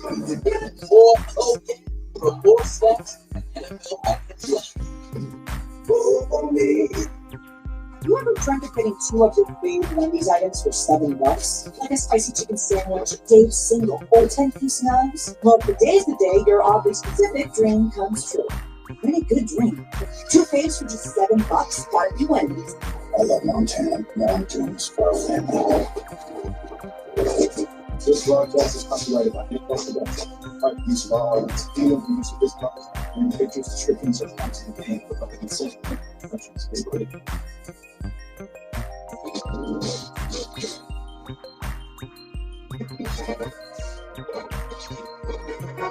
Welcome to the Show. Eagles beat the Packers earlier, and people went to Philly, Washington, they beat Detroit, and in the AFC, it's the same final score as last year. Bills host the Ravens next week. More on that game in a minute, but the Chiefs, most of their starters in place since Christmas Day. They host the Texans. Do you give the Texans a chance here in this match? Of course I do. The 3-week layoff bothers me about the Kansas City Chiefs. We saw the Texans be able to throw the short passing game. They got people that can play man-to-man, and we know their pass rushers are elite. And that's the thing. When you have that kind of layoff like the Chiefs have had, being on the New England Patriots, we got the bye week a lot. And you come out of that bye week, it's all about how the game starts. So I think for Houston, you have to get off to a good start. They're going to be a little rusty. Kansas City, jump on them and jump on them early. Yeah, for me, Houston's game yesterday was the most impressive of the weekend. Suffocating defense, 4 takeaways. Mixon and Stroud were fantastic. But look at these 3 cats behind us. Okay, first ballot, first ballot, first ballot. These are the best that there are. It's a tough task going up to Arrowhead winning that game. They're 3 games away from a 3-peat, but the big one we're going to be talking about next week, 2 MVP candidates, Lamar Jackson and Josh Allen. What do you expect to see? Yeah, with this game, the way Baltimore can run the ball is tough. That is what Buffalo struggles with, so I look for Baltimore to try to run. We talked about 2 MVPs going against each other. It's almost like 2-on-1. When you got Lamar and Derrick Henry going against Josh, I'm still concerned about Baltimore's pass defense. Definitely. You got to be worried about Buffalo's defense. The best defense for Buffalo might be Josh Allen, the offense carrying the squad as we go look for. Well, it's the second time we get to see these 2 face off in the playoff. It should be a good one, but we left a coach here. Should we go to a coach's corner? Tony Dungy, what's up, Tony? With that physical run, it really sparked the offense. What do you want to see if you're Todd Bowles coming out of locker? Well, I think you're going to see about 10 more balls go to Mike Evans because they can't handle him. So that's what you'll see on offense. Defensively, he's got to get back to his blitz package. That deep ball to McLaurin, scare him out of the blitzes, get it out of Jake Daniels' hand in the second half. All right, Commanders have the ball to start the second half.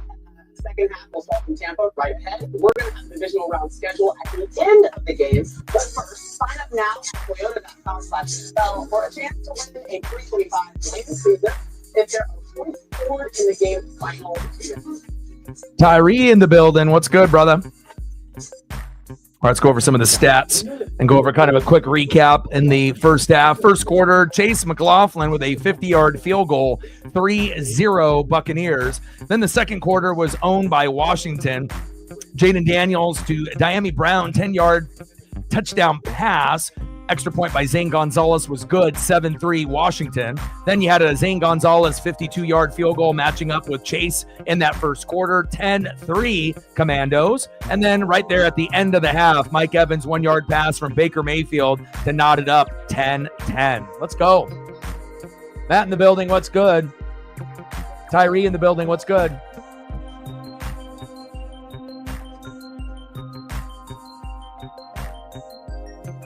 And let's look at the stats here real quick.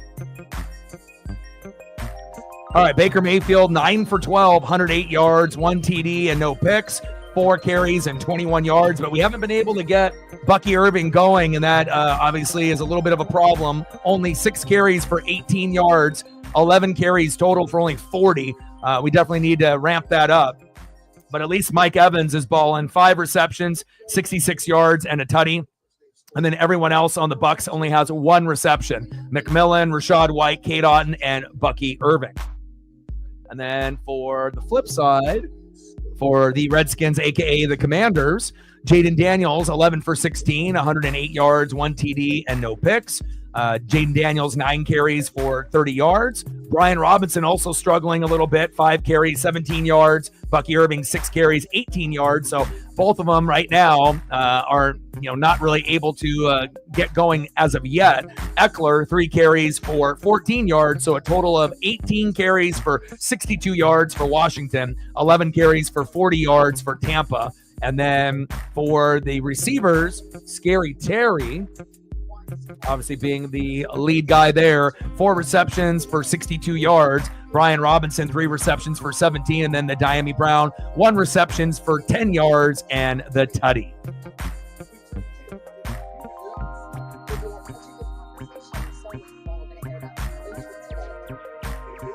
It's nice to be able to have a close game, with these two teams compared to all the blowouts that we've seen, obviously, from yesterday and today. So Buffalo winning 31-7 over Denver. Baltimore obviously winning 28-14 over Pittsburgh. Houston winning 32-12 over the Chargers. And then obviously the last matchup prior to this one, the Eagles up 22-10 and victorious over the Green Bay Packers. And then tomorrow we got the 14-3 Minnesota Vikings going against the 10-7 Los Angeles Rams. And then we also will be covering Netflix for Monday Night Raw, week number 2. The stream will be Rams-Vikings, but we'll also be watching Raw at the same time since they'll both be on at 5 o'clock Pacific.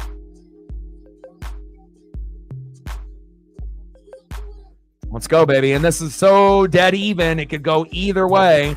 Knotted up at 10. Anything could happen, and hopefully we can find a way. The defense can dig deep. Defenses have both played pretty well. There's no sign of a blowout for either team, and it may come down to whoever has the ball last. And hopefully we can get Bucky Irving going, even if they grab his jersey, and maybe we can get Mike Evans another tutty in the end zone and keep giving the ball to Jalen McMillan. Let's not forget about him, and maybe we got to sprinkle in a little Cade Otton as well. So shout out to Vita Vea. Shout out to Levante David, Antoine Winfield Jr., Tristan Wirfs. Keep doing your thing up front, baby. Let's go.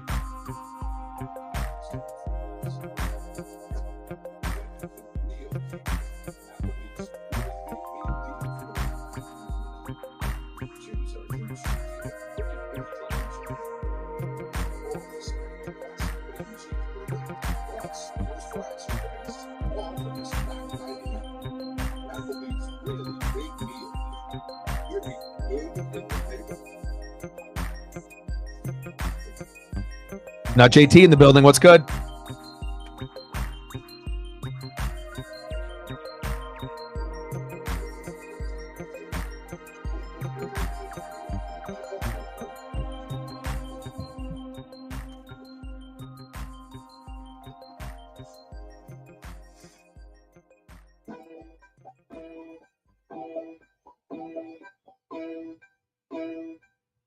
Did you guys ever wonder why we wear these old pieces of pizza on our heads? No? So you don't think it's to get people to crave cheesy pizza during football games? I think I'd know if I were being used to promote. Cheesy pizza! I will give up a Little Caesars only on Uber Eats. When you're with Amex Platinum, you can get access to travel benefits at 5 hotels and resorts. Wow. Which means your dream trip becomes a reality. That's the powerful backing of American Express. Oh, one pizza here. Pizza. 16 boneless wings, one pizza, wings, pizza. It's stuff. Plus, pizza. Pizza is the lead. I got to get Paisley some dinner, tuck her in. And 16 boneless wings starting at $19.99. You know what pizza is. We need to remember what's important. Friends, walk-out support. Today's wild card coverage is covered by Verizon. Verizon Super Bowl fan dust. A Super Bowl experience like no other. Move in. Tonight's first shot replay is presented by Progressive.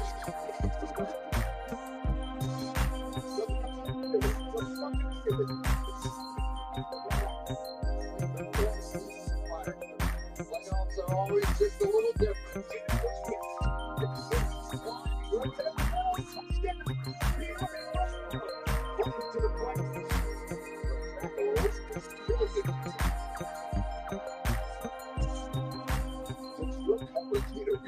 See if you could save with Progressive.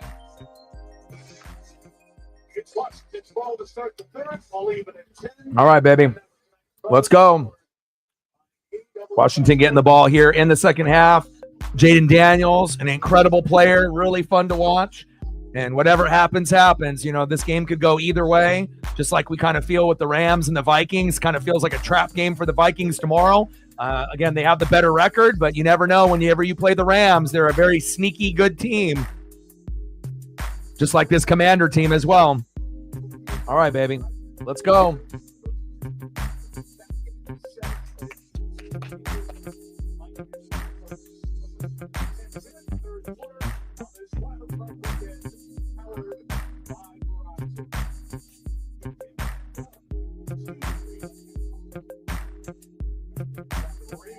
Let's go.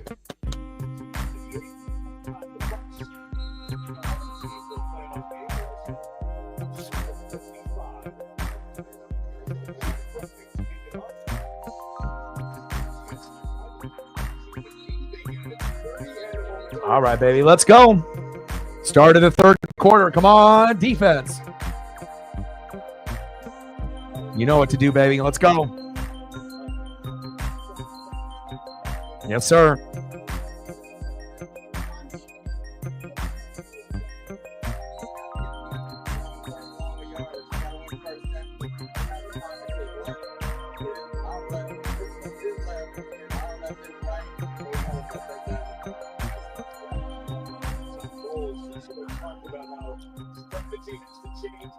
Shotgun set. Daniels. Pressure up the middle. Little check down there to Zacchaeus. 8-yard gain, almost a first down. Second down and 2 at the Washington 38.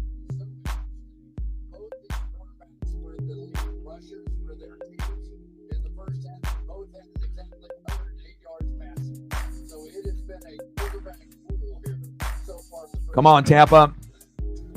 Shotgun set. Daniels, hands off. Robinson. Gang tackled by the Bucs. Gain of 1 yard.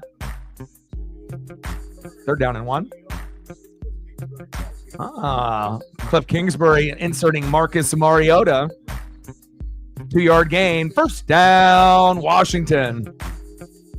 A little bit of trickery adding Mariota here into the mix. And if, maybe they would have done that in that Texas-Ohio State game and put in Arch Manning instead of Quinn Ewers, maybe Texas would have been a little bit better off.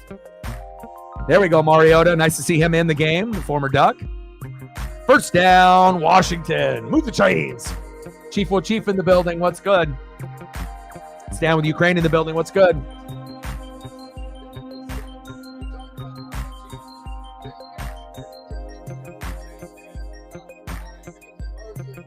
Yeah, well, this has really been the only good game out of all the playoff games so far that's been close. where it feels like it go either way. Hopefully the Vikings and Rams are just like this tomorrow as well. Shotgun set. Daniels. Hands off to Robinson. Runs into a couple Buccaneers. Minimal gain. Levante David there. He told us he would really have to share constant video of Marcus Mariota, who's been great for J.D. Daniels in his development this year. Because it was an effort game. Appreciate that. No guarantee that we win, but as long as we play with pride and as long as we, try to finish strong, obviously when it's 10-10, anything can happen. Shotgun set. Daniels, pressure up the middle. Vita Vea can't get to him. Diami Brown wide open, down the sideline, broken coverage. Runs over one of the Buccaneers. First down, Commandos. Move the chains. Great play there by Jaden Daniels and company.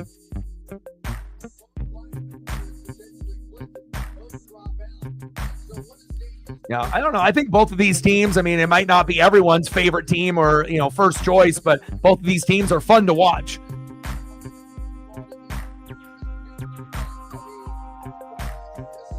Mike Edwards gets ran over there by Diami Brown. You got to go in there and wrap up.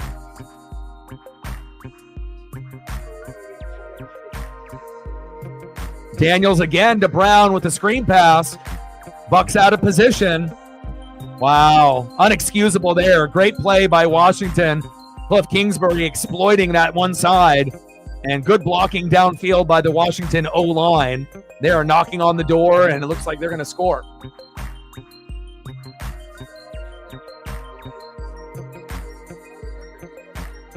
Nice halfback toss fake to the left. Everyone goes right. Tampa players out of position. Come on, Bucks.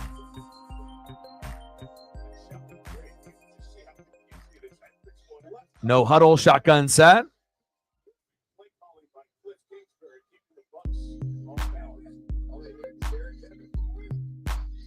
Robinson up the middle. Minimal gain. Looks like maybe a loss of 1.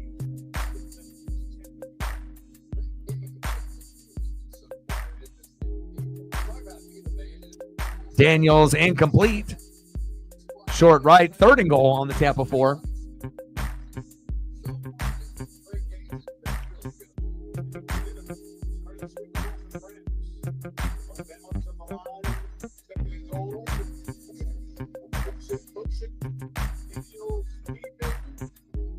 And throws it out of bounds. 3rd and goal on the Tampa Bay 4. Got to try to hold to a field goal if we can, but Kingsbury's in his bag. Let's see what Todd Bowles has got cooking here.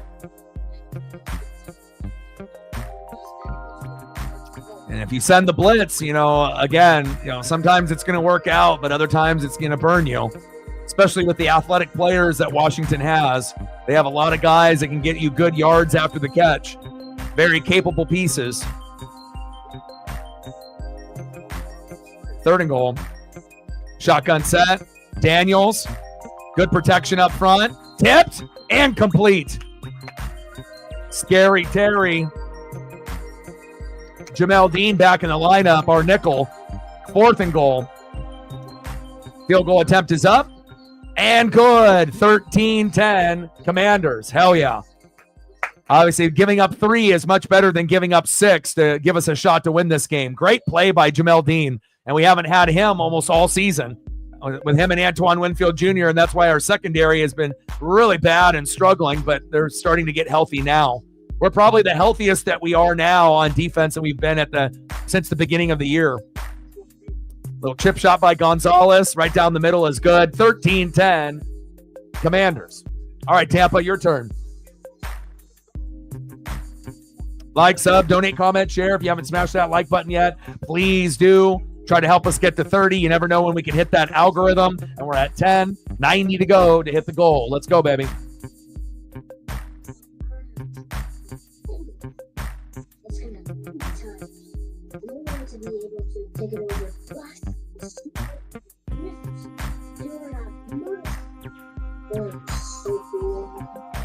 Got to get Bucky going. Shout out to Mike Evans doing big things. We need more, though. McMillan, we need you to step up. No Godwin. This is your time. Let's go. Keep doing your job, Tristan. Nice job by Vita, Levante, and Antoine Winfield Jr. Let's go.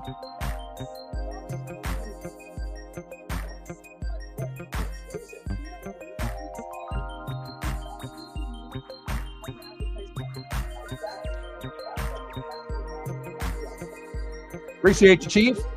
$5 holla. Stacks on stacks, racks on racks. Little Cactus Jack, bang, bang. Let me know what you want to do photo-wise, and I got you. Anything specific that you want to be able to see, let me know. Appreciate you. 85 to go.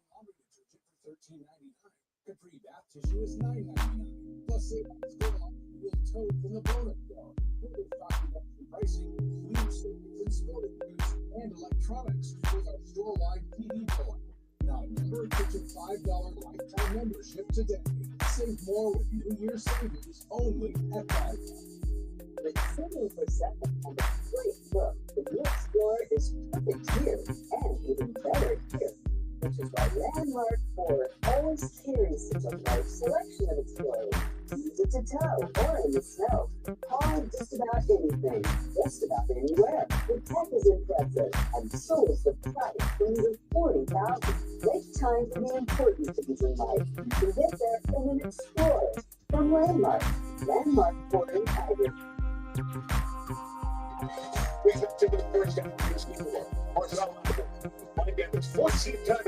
Appreciate you, my guy.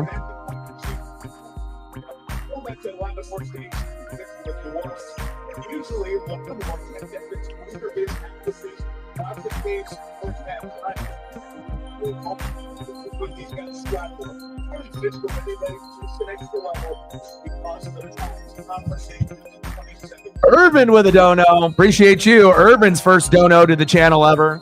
Shout out to you. Let me know what you want to do photo-wise, and I got you. If you got a favorite player or a favorite thing, let me know, and I got you. $2 holla. Stacks on stacks, racks on racks. Little Cactus Jack, bang, bang. Appreciate you, Urban. You never know who will be watching and wants to show that love and that support. Thank you so much.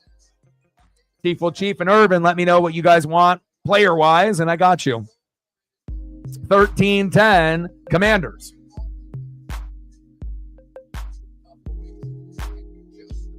Always great to be able to see new subs and new individuals on the channel, and let alone, people that are liking and sharing and subbing, and then doing the ultimate thing is donating to not only me and for Paisley, but for the dream. So I appreciate that very, very much. Baker, little check down. Rashad White running in the wrong direction. Face mask, but we'll take that. There we go. Rashad White running in the wrong direction, but thank God he got grabbed in the face there. Got a nice face mask. Automatic first down.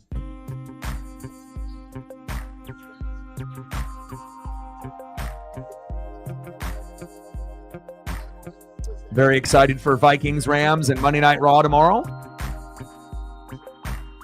This one is obviously the most evenly timed matchup of the weekend. Let's go, Baker.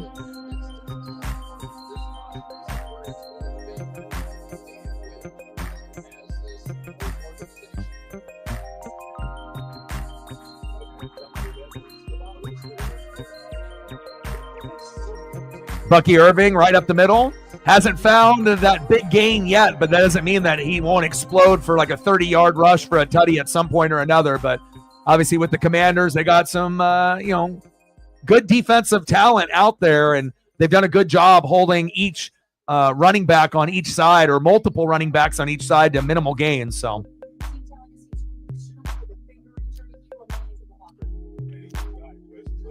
Commandos had a couple big plays with Diami Brown, and then we held them right there in the red zone for a field goal instead of a tutty, which was nice. So now it's our turn, 13-10 Commanders. Baker. Oh, that might be a false start.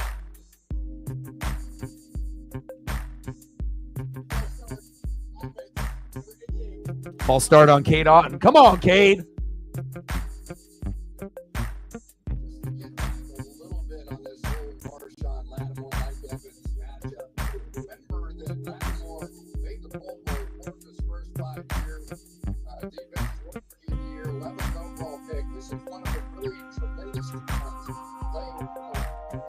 I need you to be catching passes, not making penalties. Come on, my guy. Baker, hands off to Bucky. Right up the gut with that speed. 6-yard gain. 3rd down and 4 at the 50. Let's go, baby.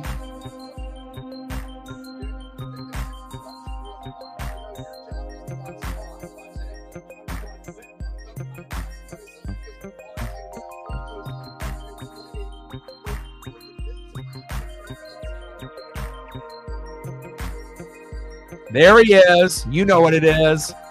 3rd down and 4. Who are you going to go to? Mike Evans, Lattimore. Who? First down, Buccaneers. Let's go. LFB. Let's go, baby. You know where to go. Lead us to the promised land, baby. Mike Evans, Baker Mayfield. Move the chains. Let's go. We're threatening now.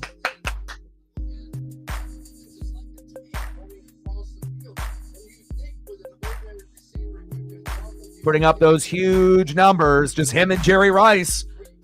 1,000 yards every single season, even with bad quarterback play like Jameis Winston. Luckily, we've had Tom Brady and Baker Mayfield here at the end. Little halfback toss to Bucky. He's got a lane. Woo! First down, Buccaneers. Nice block by Kate Otten. That's what I'm talking about. Block, not getting false starts or holding penalties, baby. Here we go. Nice seal block right there. Bucky. Kate Otten with a great block. Bucky with a little hezzy as he's skipping towards the sideline. Tiptoeing in my Jordans. Let's go. And as soon as we do something good, what happens? Too many men on the field. Come on, Tampa. Can we have a couple good plays in a row before you fuck up?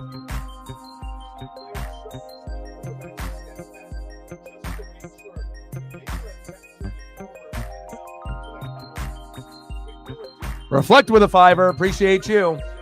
Stacks on stacks, racks on racks. Little Cactus Jack, bang, bang. Appreciate you very, very much. Chief with a 3. How are you, man? It's been a couple days. Hope you're doing great. Bucky Irving right up the gut, baby. Let's go. Hell yeah. Captain with a 3. Nice little dono train that we got going on here. Stacks on stacks, racks on racks. Little Cactus Jack, bang, bang.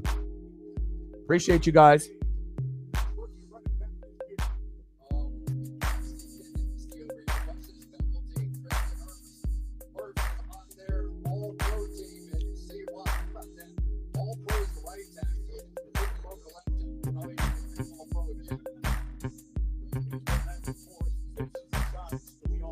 Little halfback toss. Bucky. First down, Buccaneers. Let's go, baby. Uncle Mo in the building. Let's go, Tampa. Let's go, Baker. And good defense there by the Commandos to stop Bucky Irving. 2nd and goal. Loss of 3 yards there. Tackle by Newton.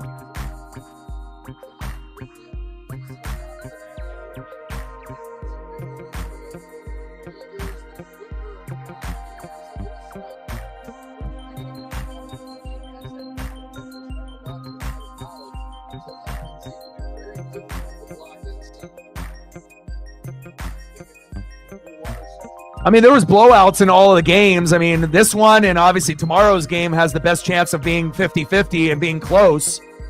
Baker. Bootleg. Back of the end zone. Caught by Jalen McMillan, but out of bounds. Penalty marker is down. And that might be defensive holding. We'll take that. Automatic first down. I mean, you know, obviously you wanted some of the games to be a little bit closer and whatnot, but, you know.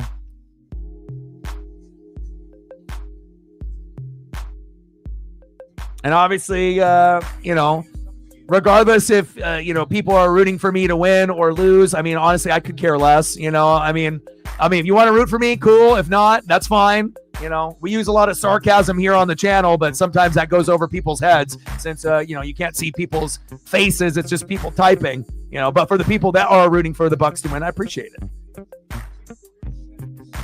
First and goal, Baker, little bootleg. And good defense there by the Commanders. And now, if you would have had Bucky Irving leak out to the left flat right there, that could have been maybe a walk-in touchdown. But again, he was in that particular play for, more blocking purposes. Hopefully we can get something going here. Vita Vea lined up here on the offense as a blocker. Ooh, my.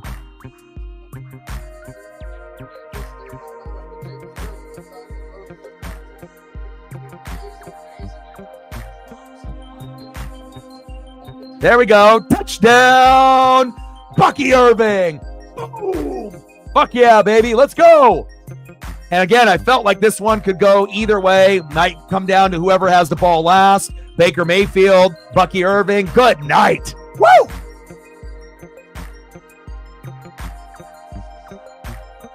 Let's go. Yes, sir. There we go. Nice drive for the Buccaneers to respond after that nice connection with Jaden Daniels and Diami Brown to be able to, get everyone locked and loaded. I still want Jalen McMillan hopefully to have an opportunity to score in this game as well, and he'll have a good chance in the fourth quarter. But you got no answer for that. Bucky, too fast, too athletic, and too wide open. We'll take that. Extra point is up by McLaughlin, and it's good. 17-13 Bucs. Let's go. And again, if we win this game, then we match up against the Eagles, and then whoever wins between the Rams and the Vikings will play Detroit, I believe. So Detroit gets the lower seed.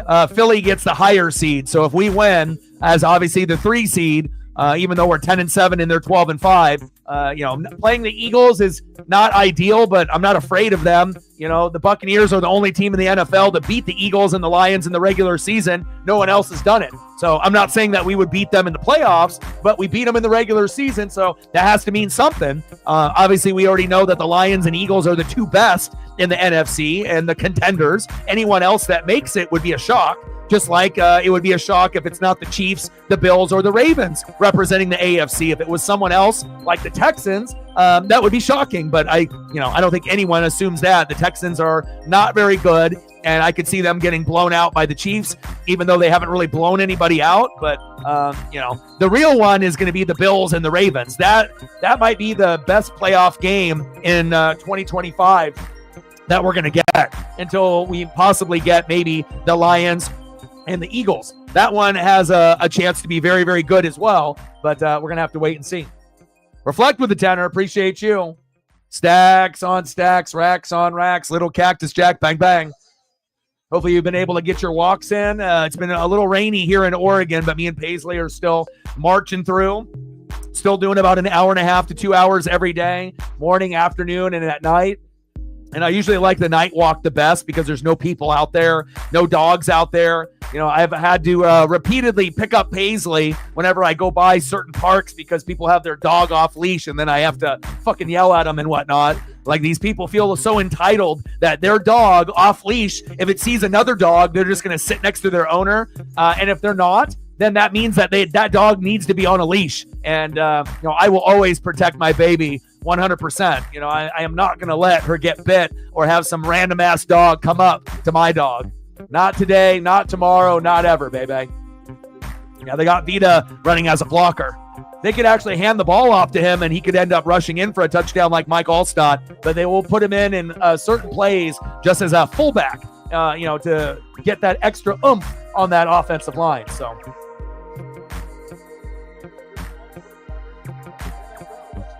I mean, in the matchups itself, I mean, Denver, getting blown out 31-7. Denver was good enough to get at least 14-17, so that was a little shocking because Buffalo's defense isn't that great, but they're at home and feeding off that momentum. Baltimore was kicking Russell Wilson's ass, but then he flashed with Pickens, in that 1/3 quarter, but again, too little, too late. The Chargers was probably the most disappointing. Not necessarily that they didn't win, but they're better than losing 32-12. I thought that was the other game similar to this one and tomorrow's game that could go 50-50 either way. But apparently Justin Herbert, throwing 3 interceptions for the year, decided to throw for 4 in that game. I don't think anyone predicted that. that was probably the most shocking, win by Houston, because it's not like Houston has been playing good football lately. They've been kind of this crawling into the playoffs. So, that's why the playoffs are interesting. You really never know what you're going to get, a close game or maybe even a blowout. So, I mean, for me, I don't really care who we play. If we're able to win this game, obviously Detroit gets the lower seed, which will be the Vikings or the Rams, and then I'm the higher seed because I'm the 3, so I'm not going to have a choice.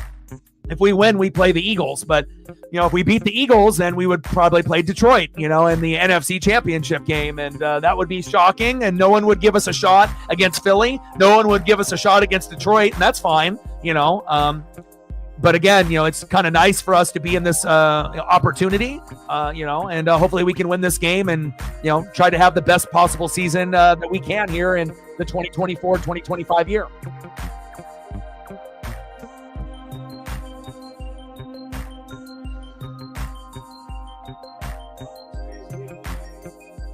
Yeah, I mean, I feel like I'm comfortable doing anybody, on any stream, any game, any team. I mean, I really do the research and the film study for all 32 teams, so I'm not uncomfortable, with anybody. Daniel's up the middle.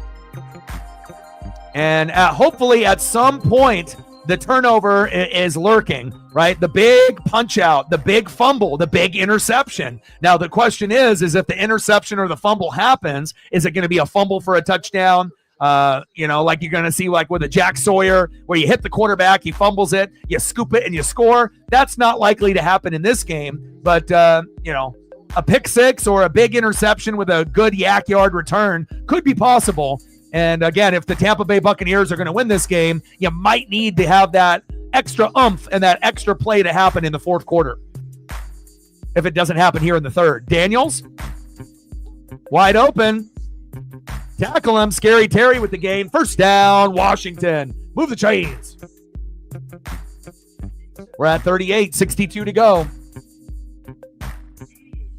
Yep. And if you notice the running backs that those teams have, I mean, besides necessarily Denver, you're going to get good numbers there. We went from bottom 5 rushing team to top 5, so. Oh, upset, huh? Keep me posted, Jerry. 17-13 Bucks. But again, we're the only team in the NFL to beat the Eagles and Lions in the regular season. So again, a lot of people will overlook us. Yeah, I get it. Our defense at times is suspect, because of injuries, not because we're not good. It's just because we haven't had, Izzy and Jamel Dean, Antoine Winfield Jr., like some of our guys, Vita Vea, have been banged up. Offense has been great. It's been top 5 all year, and that's what's really keeping us in games. But, at some point, defense wins games, defense wins championships, and, this is the healthiest that we've been since week 1. And coincidentally, we played the Commanders week 1 and beat them 37-20. So, again, a lot of these teams that are left in the playoffs, we've beaten them. But can we beat them in the playoffs? That's the big question. I don't know. But I'm hoping that we'll go as far as Baker will lead us. Facts. 17-13 Buccaneers. Let me know what you want to do for photos. Chief will Chief, Irvin, reflect. Chief will Chief, Captain, reflect. If you guys want to wait to the end of the stream or commercial break, let me know. But I do appreciate you guys very, very much.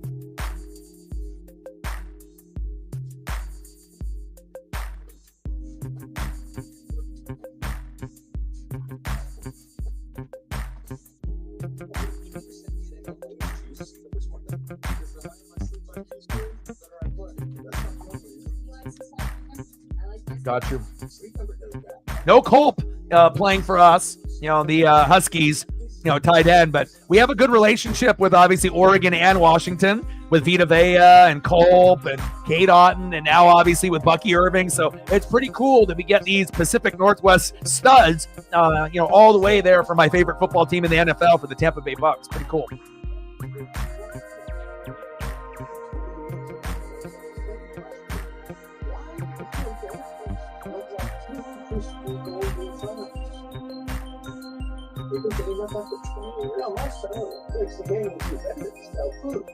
And he's a doctor.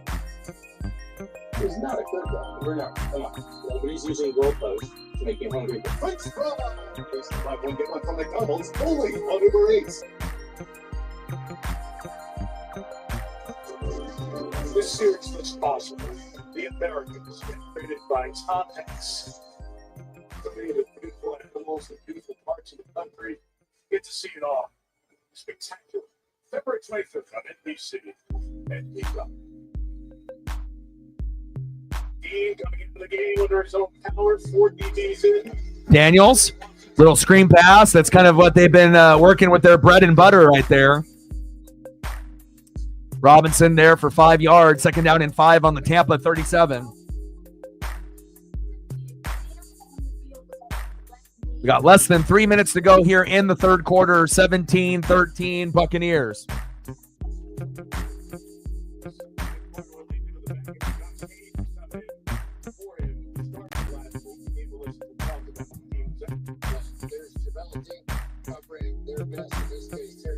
But all the teams that were favored to win, ended up winning. You're getting teams at home taking care of business, and that's the way it's supposed to be. Every home team won. Scary Terry McLaurin, 1st down, Washington. But in this matchup and in tomorrow's matchup, even though there isn't really a home matchup because obviously the Rams are having to play in Arizona where the Cardinals play because of the fires in LA. There we go. Flag on Washington. We'll take that. Ineligible downfield. Wiley. But Vikings could definitely win that, even though it's not a traditional regular road game at SoFi. But, and same thing with the Commanders here. They could win this game on the road against Tampa. I mean, very evenly matched. And again, Minnesota is evenly matched with the Rams. Paisley Pup is in here now. Love you.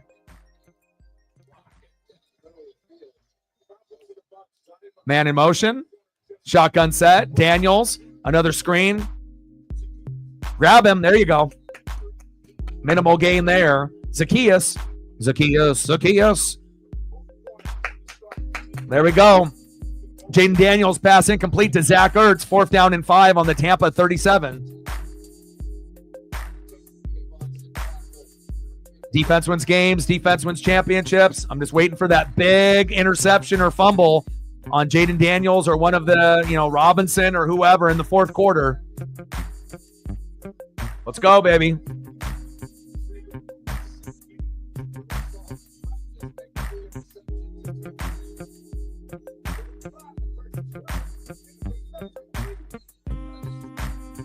Good defense there by the Buccaneers.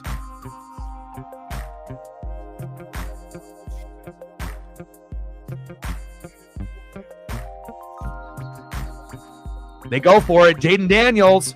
Zach Ertz, 14 yards. 1st down, Washington. And that's the correct play call. A little bit too out of field goal range, right, at that point. So, you want to keep moving the chains.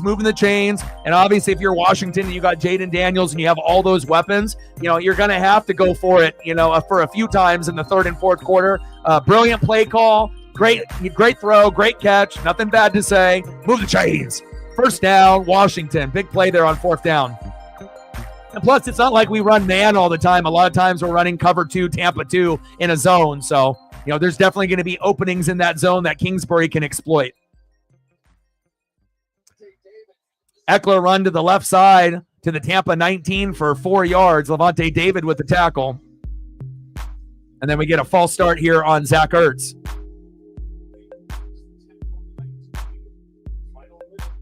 Let's go, baby. Finish strong, baby.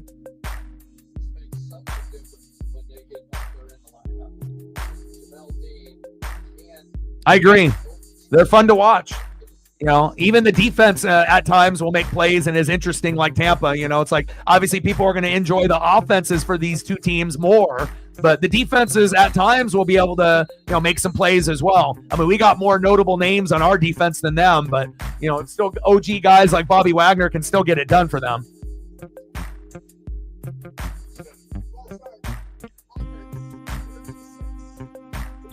It's crazy to think that, it took them 30 years to get 11 wins or more.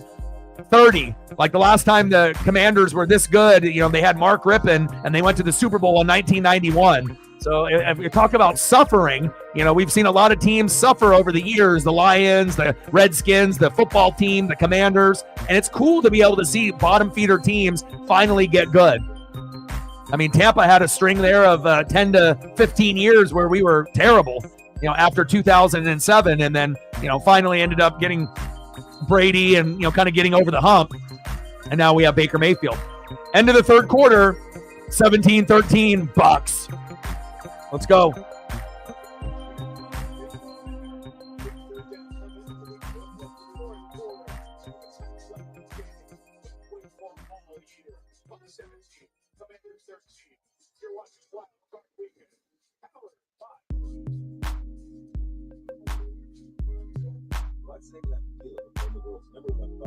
Less than a parking space in the stadium. Well, that's easy. It's you're not.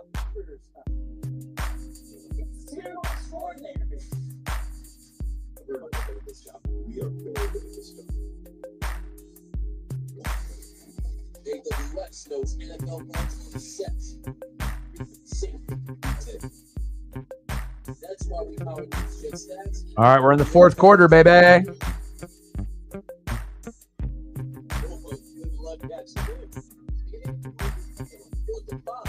Could go either way. Who might come down to whoever has the ball last. Let's go, Cade. Let's go, baby.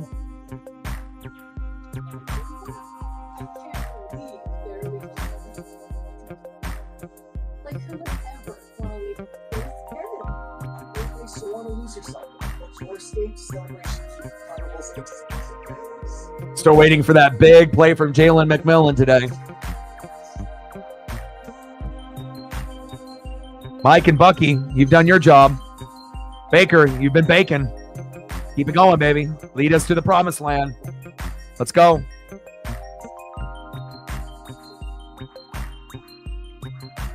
But this guy is super fun to watch. And it's going to make the Commanders relevant, moving forward. You got the Lamar Jackson in the NFC, and thank God he's in the NFC because he is a joy to watch. Facts. Shows you if you end up drafting the right quarterback and get the right coach, sometimes all it takes is 1 year to turn it around. Not typical results, but again, you got good results out of Harbaugh with Herbert besides the playoff result, losing by 20, but you got to the playoffs. Sean Payton and Bo Nix, you got to the playoffs, and then obviously you got Jaden Daniels here with Dan Quinn.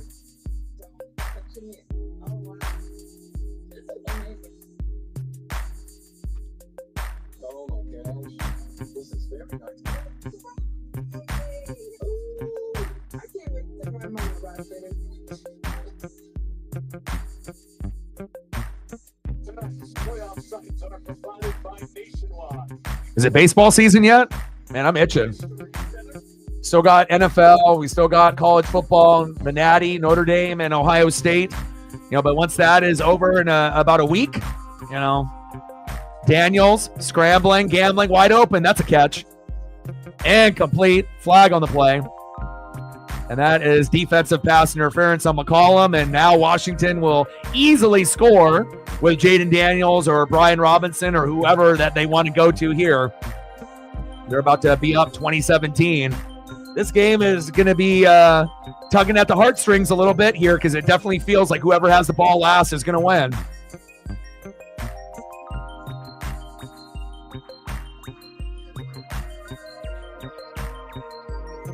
Automatic first down.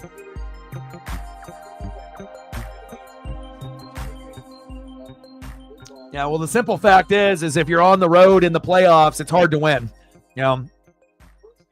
And Buffalo's offense is nearly impossible to stop. I mean, there's only, maybe one team that might be able to slow them down a little bit, maybe the Chiefs defense. But other than that, I mean, they're in a league of their own. Daniels throws into the turf, incomplete. Bates, the intended receiver, 2nd and goal.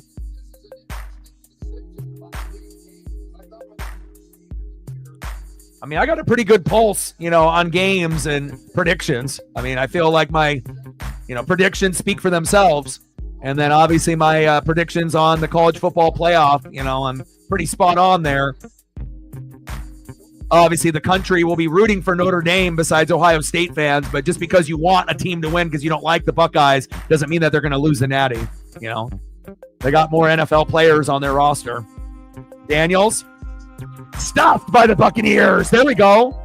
Right up the gut. I like that. Robinson up the middle for a loss of 2. Cansey and company. I like that. Elijah Cansey, baby. 3rd and goal.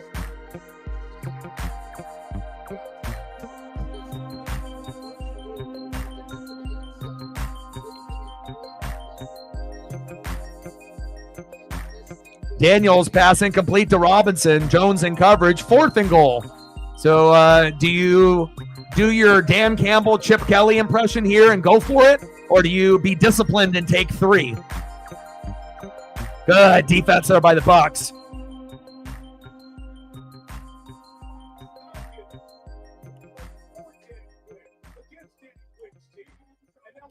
And they go for it on 4th downs. Pass incomplete. Zach Ertz. Turnover on downs again. Let's go. And that might be the difference in the game. If they're going to be that greedy, right, and you're not going to take 3, they've given up on 3 twice now. Do you really deserve to win when you're giving up points? And most of the time the answer is no. If you give up 3 and you have a very reliable kicker in Gonzalez, yeah, it might end up working for you once in a while. But again, if it ends up backfiring, it ends up being a punt pretty much into the red zone, right?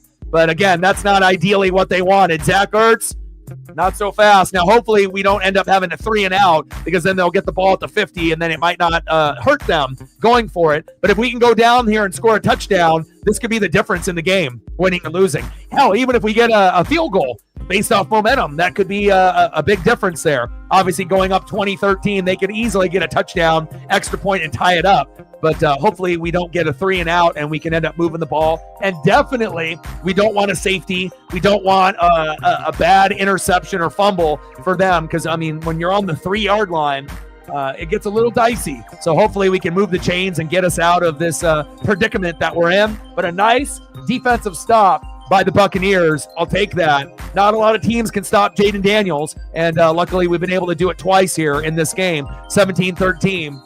Bucks, let's go. And again, you can be aggressive, right? But eventually at some point or another, going for it on 4th down will come back to bite you. It may not be that particular play, but again, it always irks me a little bit. It's all good when you make it, but when you don't, you're just like, oh God, leaving those points. And based on the flow of this game, the deciding factor could it be that like the winning team might only win by 1, 2, or 3. So if the Commandos end up losing by 1, 2, or 3, you're going to go back and look at that field goal that they should have kicked and think, damn, if they just would have kicked that field goal, they would have won.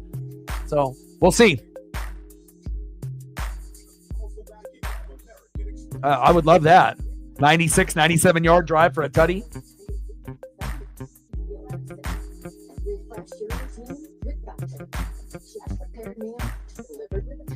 All right, baby. LFB, let's bake. We're up by 4. Obviously, we're playing conservative and smart. They're playing risky football. Sometimes that works out, but hopefully we can get it done here.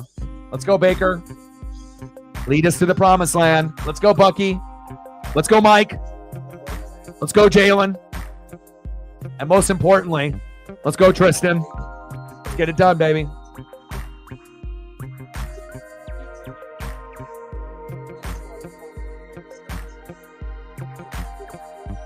I got the Warren Sapp McFarland, the Mike Allstott McFarland, the Derek Brooks McFarland. I'm ready. Let's go, baby. Let him bake. It's a great story.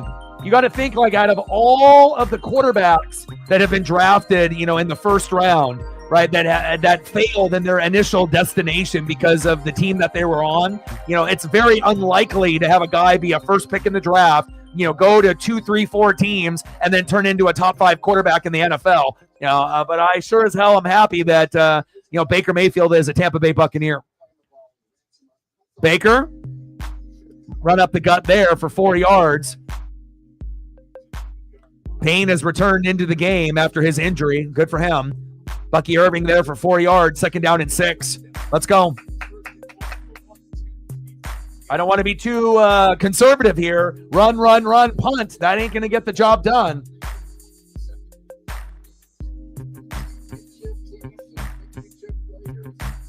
From 2003, right after we ended up winning the Super Bowl. Normally, I keep a lot of my stuff in the package, but every once in a while, if I have an extra or if the value is relatively the same, just to be able to put your hands on a figure, pose them if it's posable, it's pretty cool. Good defense there by the Commandos. Loss of a yard for Bucky, 3rd down and 7.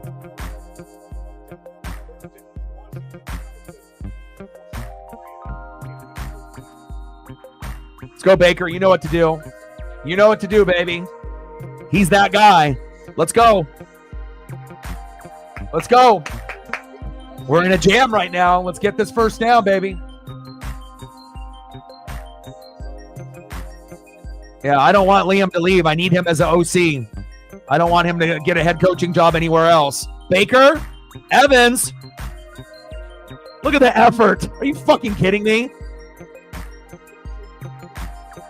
Let's go. First ballot Hall of Famer, Mike Evans.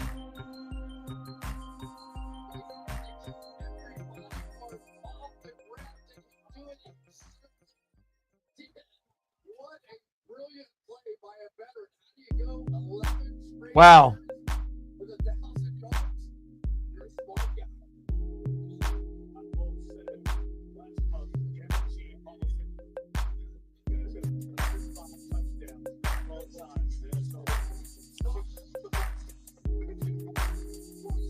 Wow, Jesus Christ, bad fumble there. All right, well, it looks like going forward on 4th down. And remember, we talked about fumbles and we talked about interceptions. I was hoping that, Tampa would end up getting the fumble, or the pick. Unfortunately, Washington capitalizes off a bad turnover for Tampa, but I'd rather have that turnover happen early in the 4th quarter rather than late, but not ideal. Nice job by Washington to grab that recovery, and hopefully we can hold them to 3. Come on, Jalen McMillan. What the fuck are you doing? Come on, Baker. Golly, fucking A, dude. I mean, if you're going to get cute and you're going to run jet sweeps and reverses and that, you got to make sure you get a guy that's not going to fumble the fucking bag. Golly.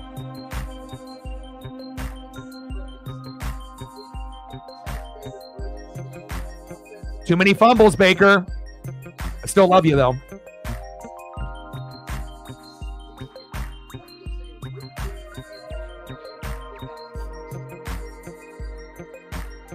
Great defense there by Washington. A very back and forth game. Now we have to try to do everything in our power to hold them to 3, but what are the chances of that happening? Probably not very likely. But possible, but not likely. Timeout, Washington.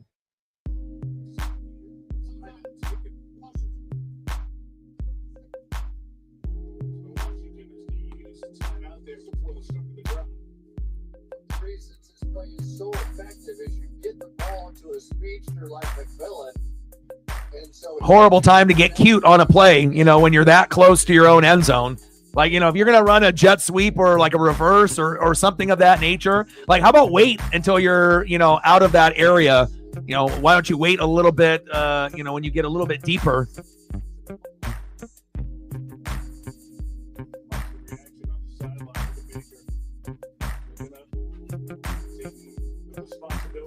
It's okay, Bake.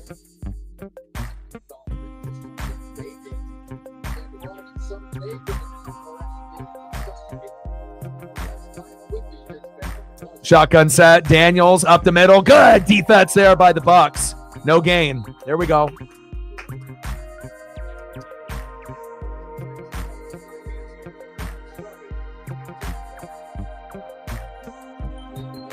But at least we have one good game, out of the 4 or 5 that we've already seen. So regardless if I win or if I lose.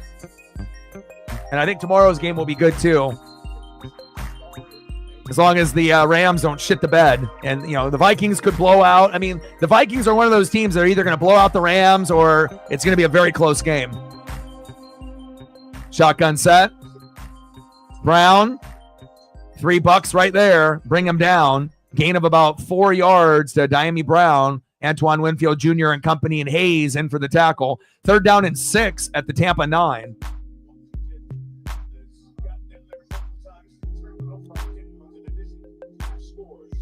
Come on, Tampa.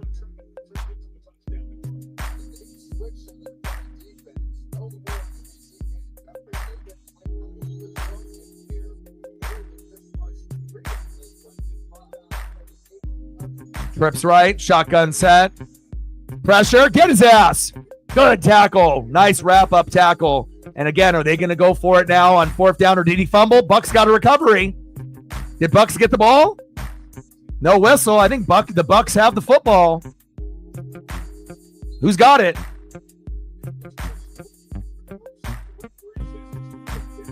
And if it's 4th down and they have it, are they going to go for it again, or are they going to go for the 3? I mean, how many times are you going to, test the waters and say down by forward progress, huh? Let me see. Eckler.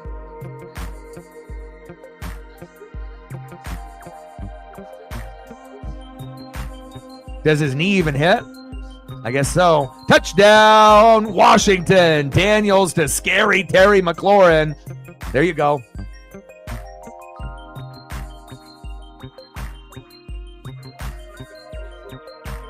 Washington being aggressive. I mean, 3rd time's the charm, right?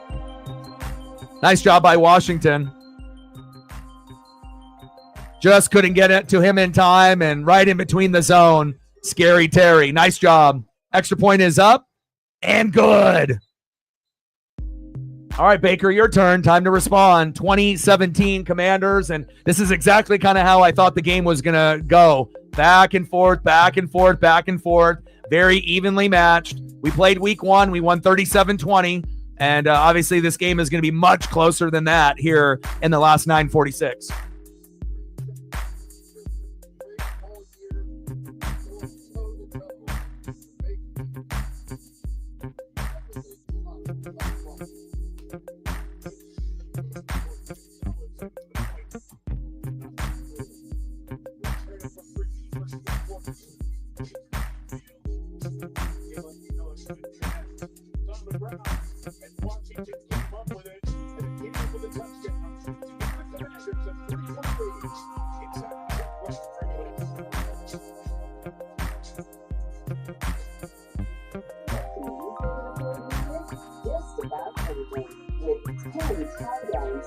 Multi-position tailgate never gets the job done. That's just one of the reasons they've become such a hot seller here at Landmark Ford. Both the available hybrid and EcoBoost engines are very fuel efficient, even with all-wheel drive. You'll appreciate the tech, and you'll love the price. More than $24,000. Test drive one today at Landmark. Landmark Ford and hybrid. When I grow up, I don't have a child. It's gonna be times. And we want to be able to take it over glass, snow, rivers. And we're gonna have motorcycles. That's so cool. We're gonna have giant campfires with giant marshmallows. And we're gonna be adventurous. And we're gonna have swords. Opinion was hereditary. What will you do when you grow up? Swords not included. Save now with stock reduction savings and more at Buccaneers in our latest savings book, including our store-wide TV blowout with savings up to $150. New Year's store-wide savings are happening now with Buccaneers' latest savings book. At Buchanan Kia, we believe in nice. But what does nice mean? It means that every car is transparently priced. It means empowering you to explore your buying options right at home. Nice means having knowledgeable staff ready to answer all of your questions and offering lifetime protection on your investment with our no-cost lifetime powertrain warranty. Plus, Oregon residents never pay Washington sales tax. Experience nice through the entire process at Buchanan Kia. Buchanan Kia. Believe in nice.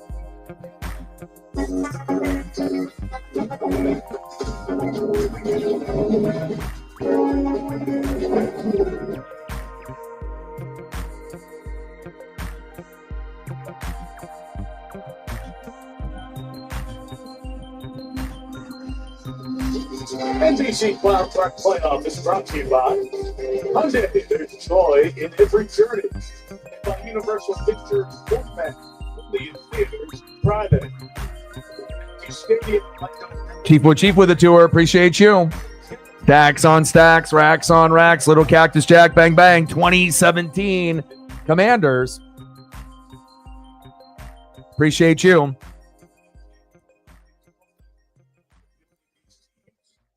All right, Tampa, 9:46 left. Hopefully we can find a way to get a field goal to tie it up, but obviously getting a touchdown would be great.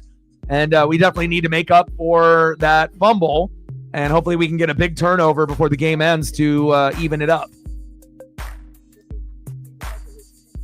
Jalen McMillan, Mike Evans, Bucky Irving. We got enough talent to be able to, make some big splash plays. Let's go, baby. You know what to do. LFB, baby.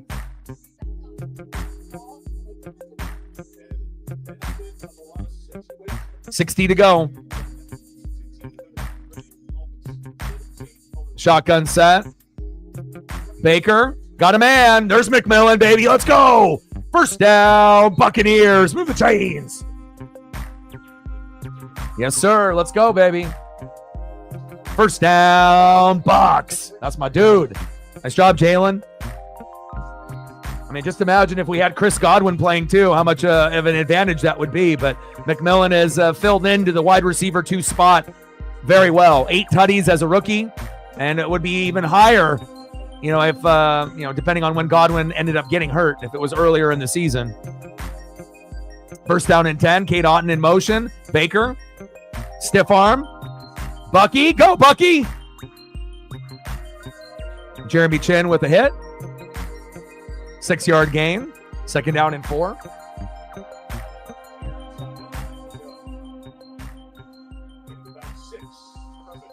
So interesting. Let's go, Bucky. It's not Tim McHenry, but that's pretty good. That's pretty good for a guy who weighs about 200 pounds. And when he was brought here in the beginning of the year, they thought he was going to be able to make the jet sweeps, go screens, whatever the case may be. And he simply worked it. Great game. Best game of the weekend, which I kind of knew was going to happen. Baker? Keeper? Where's the penalty there? No horse collar or face mask? Come on. Jesus Christ.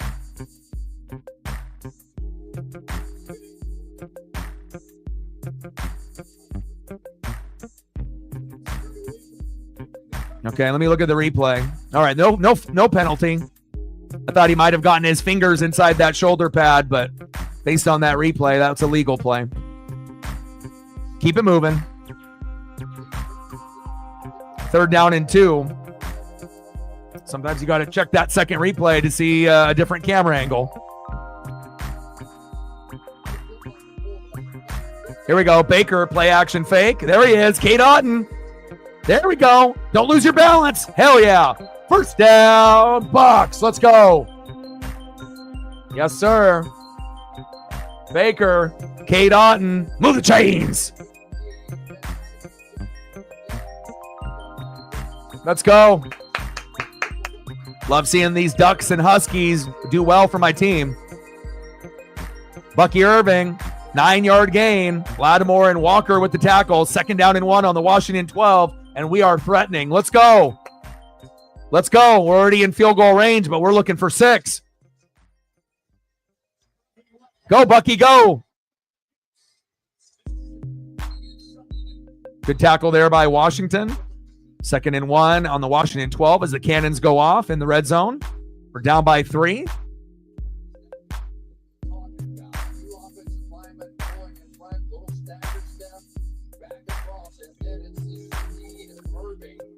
Love Bucky's speed. That's something that we haven't had in quite a while.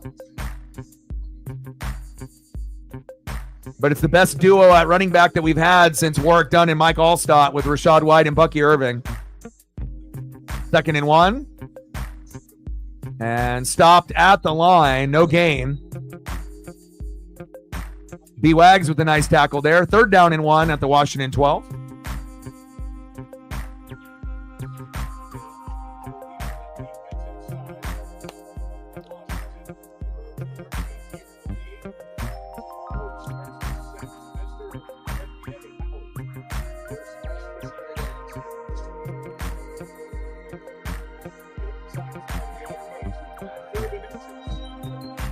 Bucky Irving, loss of 2 yards. That's tough.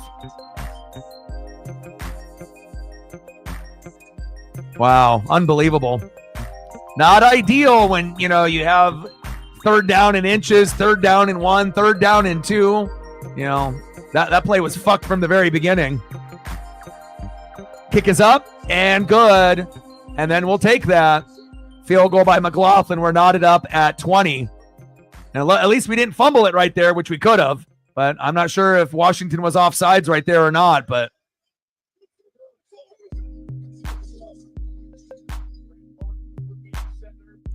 at least the field goal by McLaughlin was good. They're on that right hash. We're knotted up at 20. Whoever's got the ball last might win. I'm still waiting for that big fumble or interception. We need payback for our turnover, and hopefully we can get it here in the last 4:41.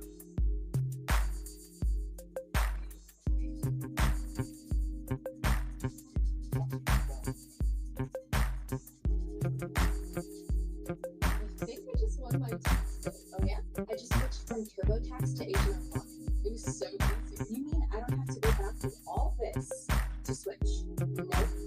It's easy to switch from TurboTax to Agent of One.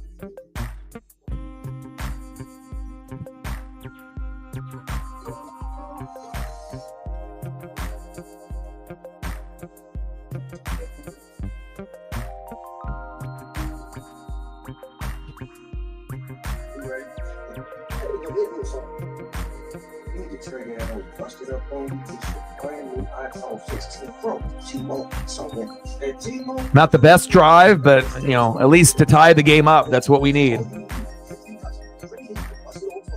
Great game. Wish some of the other games over the weekend were as good as this one, regardless if we win or we lose. But at least it's been entertaining, and NFL fans deserve, a good quality playoff game.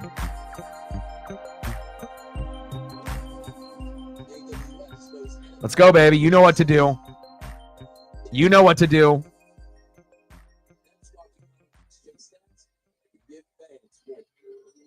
Like, sub, donate, comment, share. If you haven't smashed that like button yet, please do. 2 more likes to 30. If you got a backup account, help your boy out. And we're at 40, 60 to go. Let's get there, baby.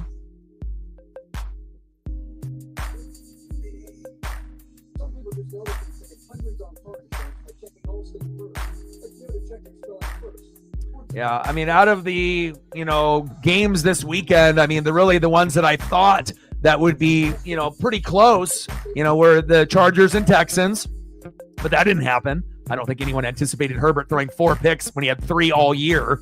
That was shocking. This game, and it is delivering 20-20 right now. And then obviously tomorrow's game, Minnesota and the Rams. Now, Minnesota, based off their record, you would assume, they're going to easily win.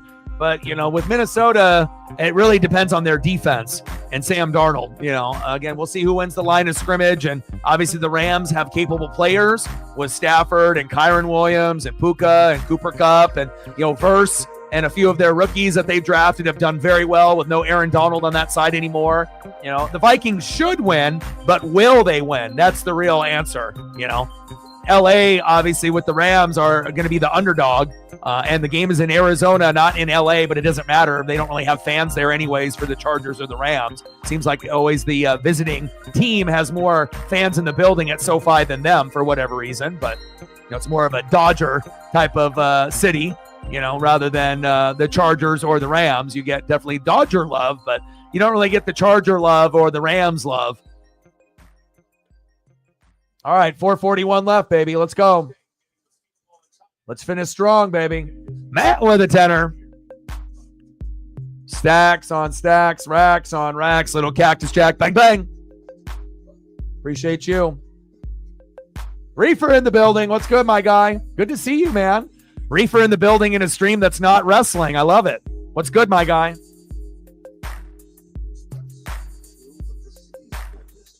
Get a couple photos up here for Matt, and for anyone else that ended up donating, you got any photos you want to see, let me know. And then if not, we'll do food at the very end for Chief Will Chief and a few others, and then we'll end the stream that way.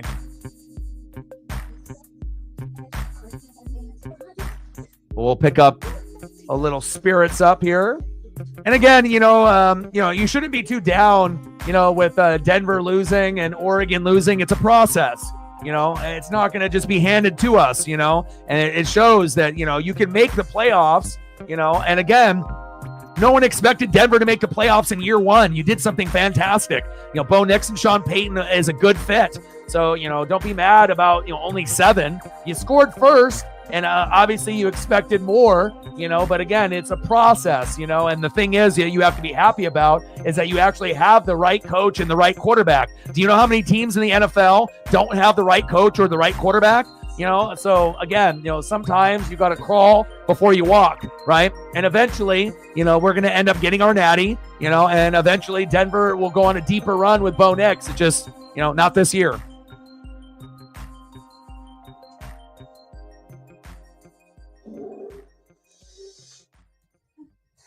think you should. Yankee Federal Credit Union. Our members are the mission. Meteorologists describe the blizzard as a doozy, but to these intrepid it was a ticket to Jumbotron City. Appreciate you, Matt, with his second dono to the channel. He'd be working for that pizza money, baby. Appreciate you, my guy.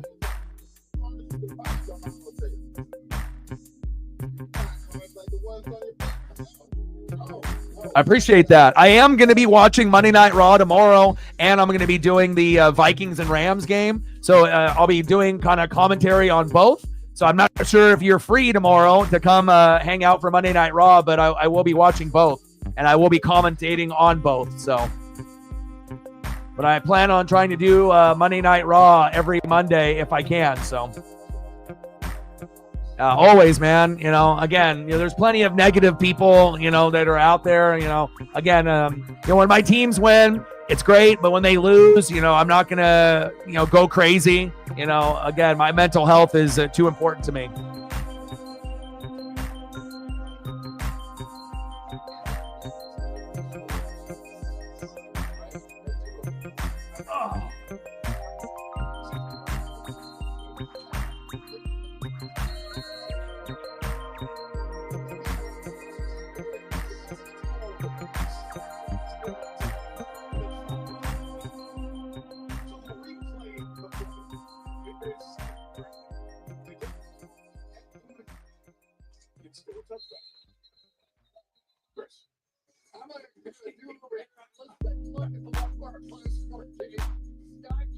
Yes, he has. Marcos in the building. What's good, Marcos?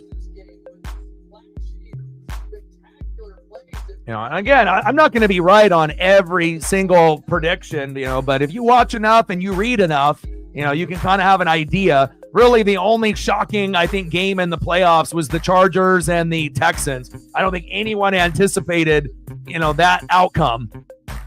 But again, you get surprised once in a while here and there. First down and 10. Sideline throw to Scary Terry for 5 yards. Second down and 5 at the Washington 34. Come on, Bucks. I need that defense. Defense wins games. Defense wins championships. Let's go, baby.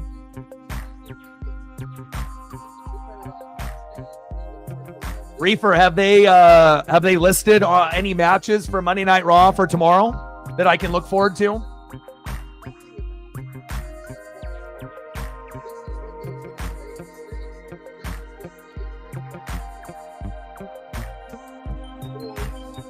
Shotgun set on second down and 5. Robinson, right tackle. Yaya Diaby. Loss of 1, baby, with Antoine Winfield Jr. and 2 other Bucks in his grill. Third down and 6 at the Washington 34. Let's get a punt here. Let's get a 3 and out, score a touchdown. But I know that's not going to happen. They're going to get a couple first downs before we get the ball back. If, more than likely they're going to score. But wishful thinking.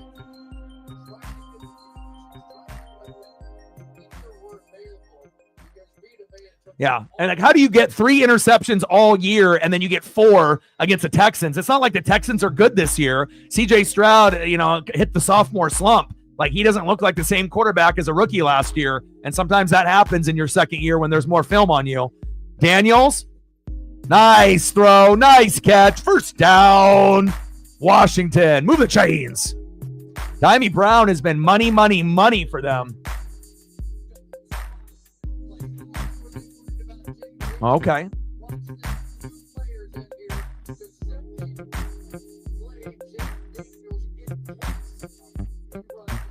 Sometimes when you play, Tampa 2 and you play zone, you get roughed up in the middle. And again, when you end up getting catches on like our fourth best corner or fifth best safety, it hurts. Like we don't really have enough defensive prowess on that secondary like we do in our front seven, and it shows.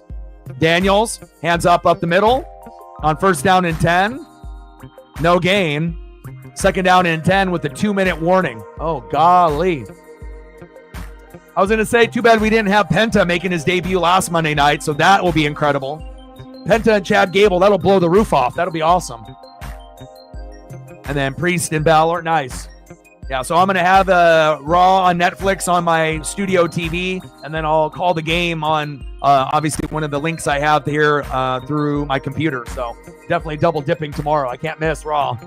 And they're both on at the same time at 5, so it works out perfect. We're at 50 to go.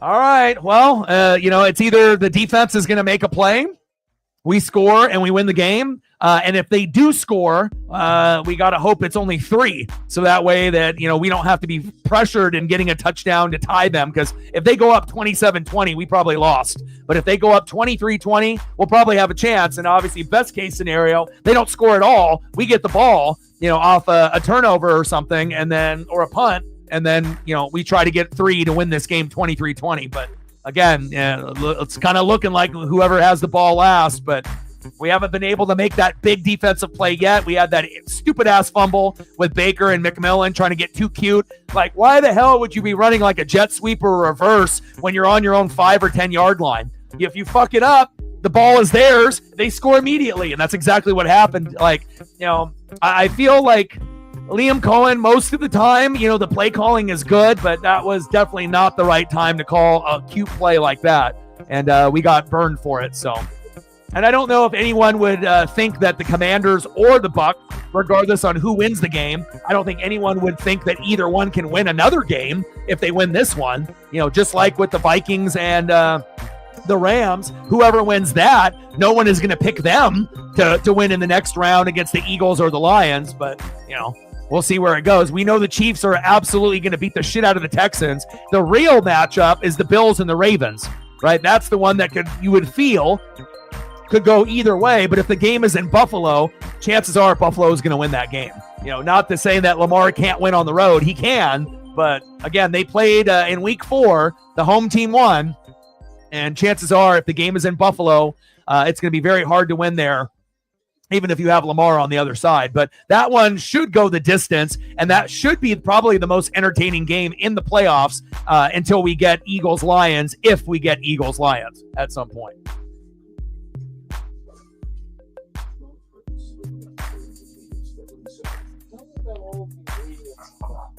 So we have fresh lime juice, okay. We have cilantro, and we have red onions, jalapeno, and avocados. And we hand chop everything every morning. You'll know how real it is. Priest and Balor. Nice. Super Bowl post game coming up. Always with the stars of the game. And tonight looking at the divisional weekend. We'll have the schedule for 4 games coming up on the best weekend of the NFL season, the Super Bowl. Divisional weekend. That's coming up on the Chevrolet post game. Washington 2, Tampa 3. Oh, man. Kind of feels like Washington's going to score. Is it going to be 3? Is it going to be 6? And how much time is left? Because we got to have at least like a minute, to have a shot. You don't want to have like 20 seconds left. How did he get it over Diaby? Jesus Christ. Nice play by Washington. Wow. Big 18-yard gain there by Diaby. Diaby, Eckler, gosh, yeah.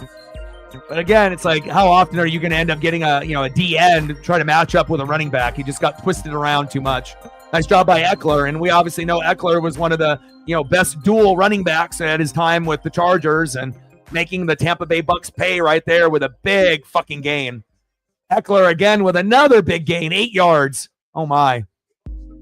2nd down and 2 on the Tampa 19.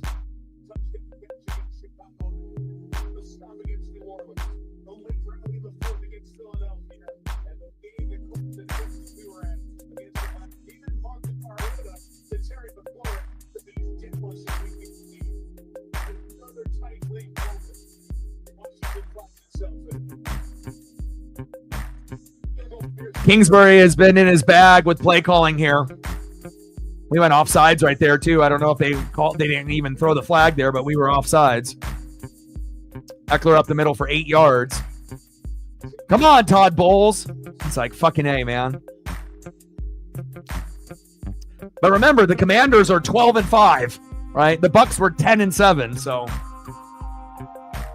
But evenly matched, 100%, both of these teams. That's why we have a 20-20 game here with less than a minute to go.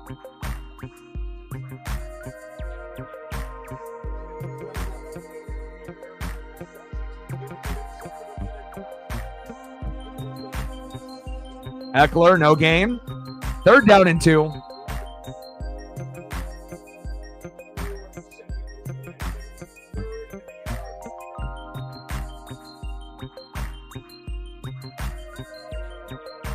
I'm not sure if I would go to that extent, Tyree, to say Houston has a good defense. Good? Just because you got 4 picks on Herbert, I don't think I would say that they're good. The chances of them beating the Chiefs, 0. Not going to happen. Even if they were at home, 0. They're not winning that game. And especially if they're going into Arrowhead, not going to happen. I mean, they had a great, game plan, but the Texans, haven't really been a good football team this year. C.J. Stroud went backwards. If you actually look at his stats from his rookie year to this year, and it obviously doesn't help with like Diggs and Tank Dell, being injured as well. But, the Texans, they don't really look that good. I think like if the Bucs or the Commandos played the Texans, either one of those teams would beat them, on that side. But obviously we're not in the AFC, but that might be the weakest team out of all the teams that are left. I mean, for sure on the AFC side, because you got Texans and Chiefs, Bills and Ravens, but Texans have 0% chance to win. And that's just my opinion. They're not going to be able to beat the Chiefs. No chance. It's either going to be Chiefs, Bills, or Chiefs, Ravens in the AFC Championship game. And then obviously we got the Lions and the Eagles already punching their tickets. Now who's it going to be? Commanders and Rams, Commanders and Vikings, unless we can end up getting a miracle here.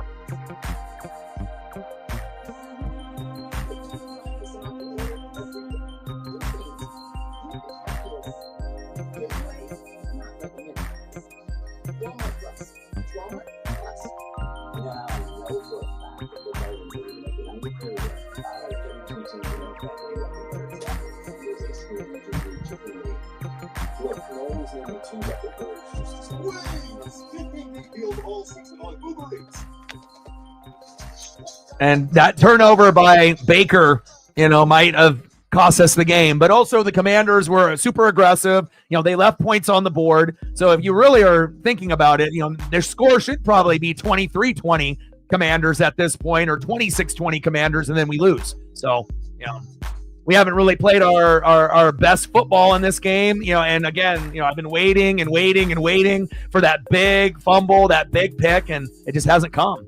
So, and usually when we win, that's what happens when we win. So,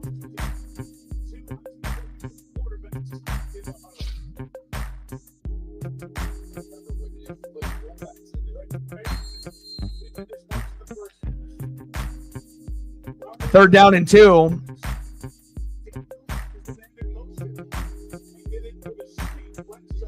Even though it's saying 3rd and 1 on the screen. They're trying to get us to jump off sides. And then another timeout.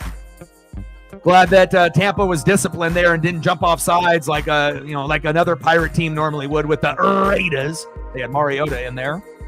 A good quarterback to have as your backup.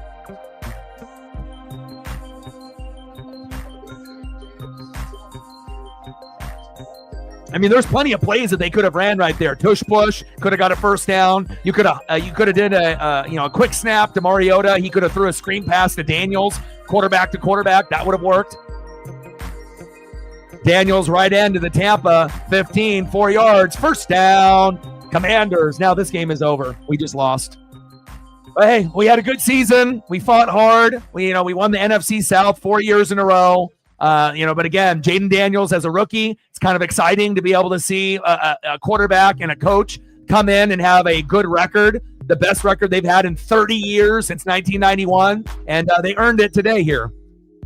I mean, if you can't tackle Daniels in the back of the, if you can't get him, in that area, you don't deserve to win. And we had a chance, but you didn't wrap him up. And again, Jaden Daniels is just like Lamar in the NFC, and that's all she wrote right there.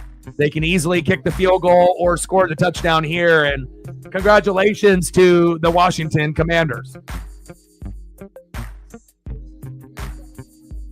Yeah, Gonzalez is money, though. I'm not a fool. If Tampa was in this situation, you would know it would be over too for them. So, but again, Kalijah Cansey and everyone else, just not enough speed to get there. And nice job by Jaden Daniels. It shows you how special of a player that he is. And don't be surprised if Jaden Daniels, if he doesn't win an MVP one year down the road. He's got that type of Lamar Jackson in him, and he's showing it today.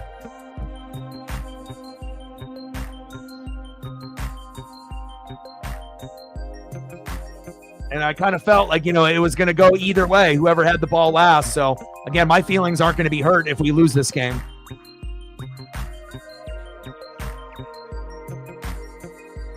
And Daniel kneels it there, loss of 4, just trying to bleed the clock.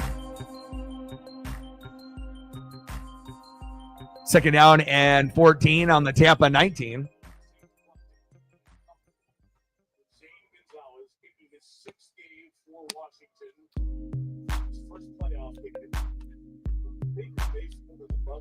Blocking the field goal. We're talking about if they had this scenario happen, 100 times, maybe they block it once.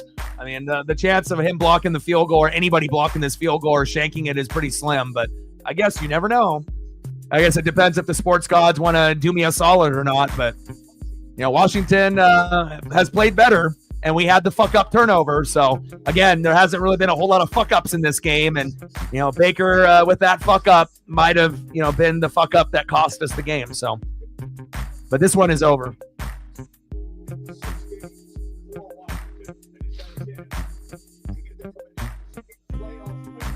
And it's all good, regardless if Baker ends up winning or if Jaden Daniels ends up winning. Again, it's going to be fun football for the next matchup. So whether it ends up being the Commanders and the Eagles, Commanders and the Lions, the Lions have the lower seed, Eagles have the higher seed. So it really depends on if the Rams win or Minnesota wins, and we'll see how these teams match up. Field goal is good, and that is the end of the Tampa Bay Buccaneers. Congratulations to the Commandos. They earned it. They deserved it. And awesome. Good win for them.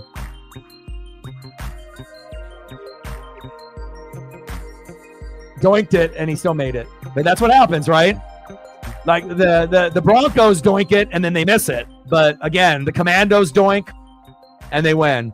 And I got no hard feelings. We were 10-7. Again, it's not like our team was 12-5 like the Commanders. The Commanders were the better team with the better record. We had home field because obviously we won the NFC South, and the Commanders won. So the better team won today.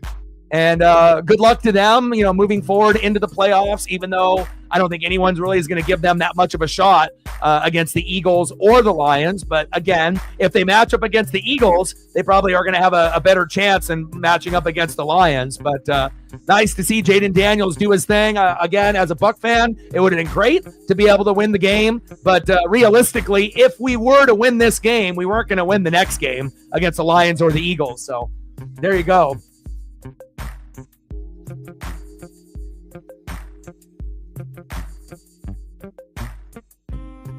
All right, let's do some photos for some food here to end this stream, and then I got to take Paisley on a walk. And then tomorrow we're going to end up doing the Vikings and Rams at 5 o'clock Pacific, and we'll also do Monday Night Raw on Netflix as well because they're on at the same time, so it'll be a dual stream. A little bit of football and then a little bit of Monday Night Raw. Can't wait. All right, let's get some food photos up here. And again, I guarantee I'm handling the loss better than any Buccaneer fan on planet Earth because I'm not a hater.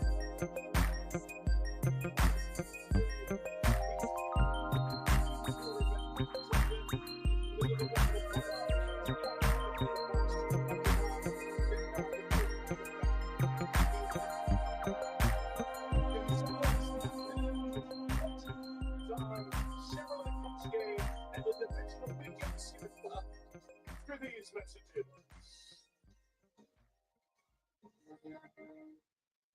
When I grow up, I don't have a truck. It's gonna be times. I want to be able to take it over glass, snow. Nice job by Jaden Daniels. He's the truth, man. Great to have Lamar in the NFC. Great job, Jaden. And we're gonna be adventurous. And we're gonna have swords. Buccaneers Friday. What will you do when you grow up? So it's not good. At Dickman IKEA, we believe in nice. But what does nice mean?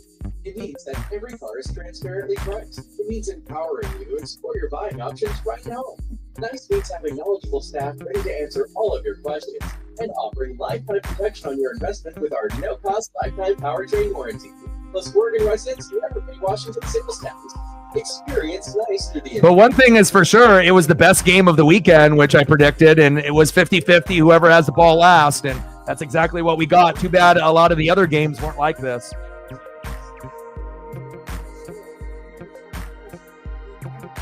All right, let's get into some food, baby.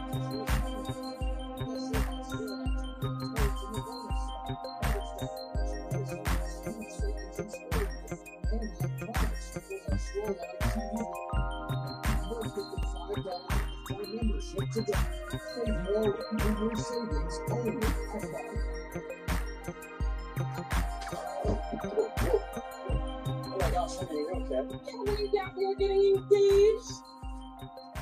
Gotta stop doing that. What is it? You know how we've been wanting a new car? Dick's Auto Group will meet or beat any advertised price. Now that's right. At Dick's Auto Group, we will meet or beat any offer from anywhere. You just gotta know where to go. Oh, baby. Our actions are striving into a transformative experience. Because we engineer with the energy that's stronger than my powers on this. Welcome to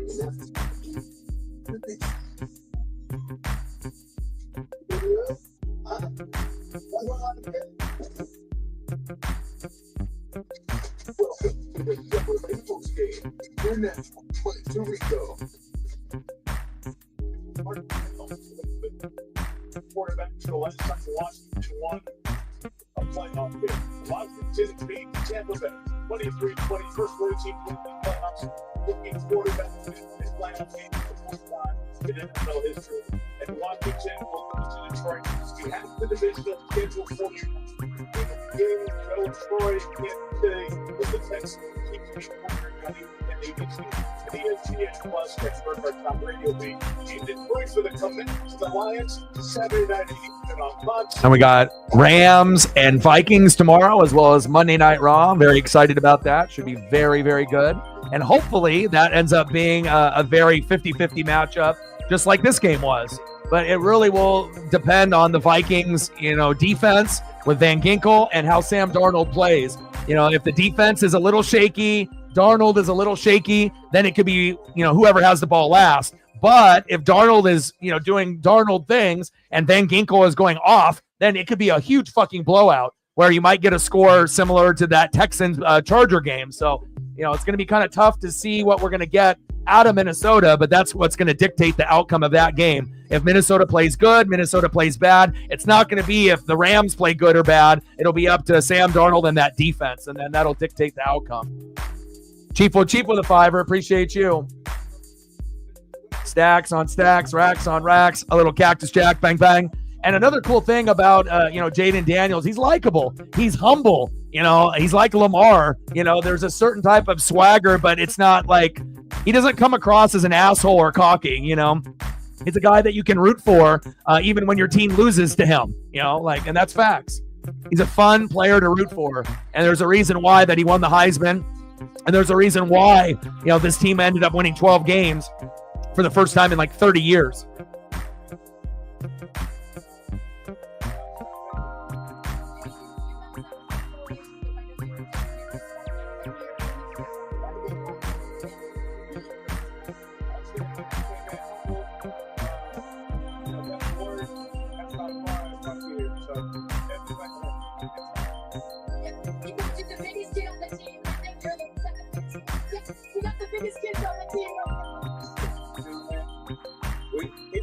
sure.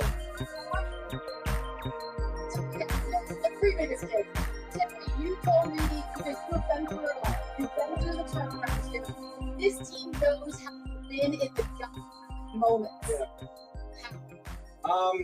Since DQ got here, that's what he spoke about. We have meetings each and every week talking about a guy that had the moments. And at some point, we're going to look at each other. And I know Scary Terry is super excited that they actually have a capable quarterback to get the receivers the ball. And that's the difference. They never really had a quarterback that could do that in the past. And now they finally can get the most out of their running backs and their wide receivers. Bringing Eckler over from the Chargers to back up Robinson was a fantastic move. And again, they are exciting, and I wish them the best of luck. It's going to be tough, for the Rams, Vikings, or the Commanders to win against the Eagles or the Lions. But, at least they ended up doing something that Tampa could not, win a playoff game. So congrats to them.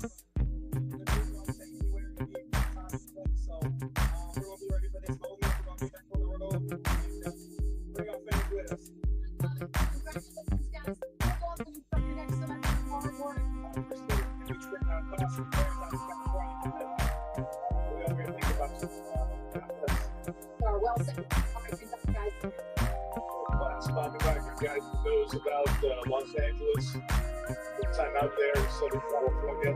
It's fun a moment ago. LA, around and that big moment, a little perspective, let you understand why Bobby Wagner is such a leader, such an important person, not just on this team, the teams he's been on, the cities he's played in, and practice to National Football League. So much to stream on Peacock this week. Check out a new season of the Emmy-winning competition series, The Traders.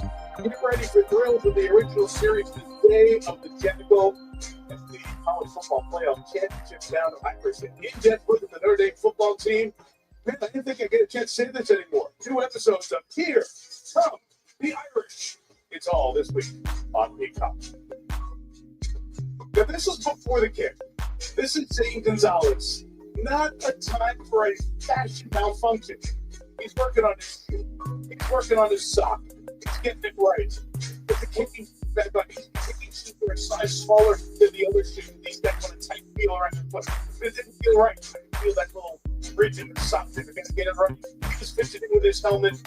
Whatever he lined up, in his head and that foot, Crestway put it down.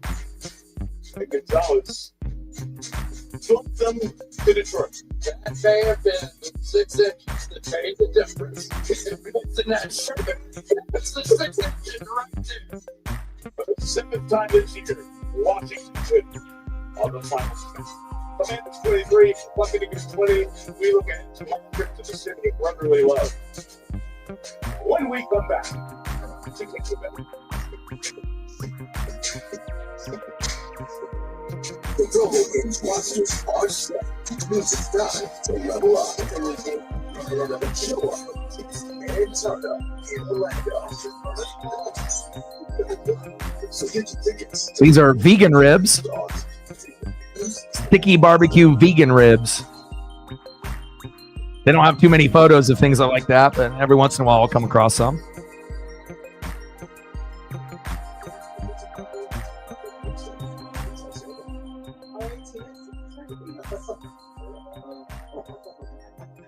Okay, not soccer, but football. Yes. We honeymooned here. Why you watch that? Yes. What we don't plans? They help people work. I text for a question. And they have a 97% satisfaction rating. So, You could have done it in a British accent. That's how football. The savings and service get more with Geico. You're all set.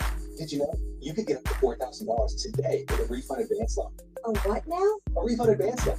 It's a loan for up to $4,000 ahead of your refund. Seriously? Yeah. $2 holla. You got a specific food that you want to see? You're telling me I could get up to $4,000. Stacks on stacks, racks on racks, little Cactus Jack, bang bang. $2 holla. That's a good one. I have been craving that for a long time. Still haven't had it. Let me see if I can find some good ones of that. Good selection. Good recommendation.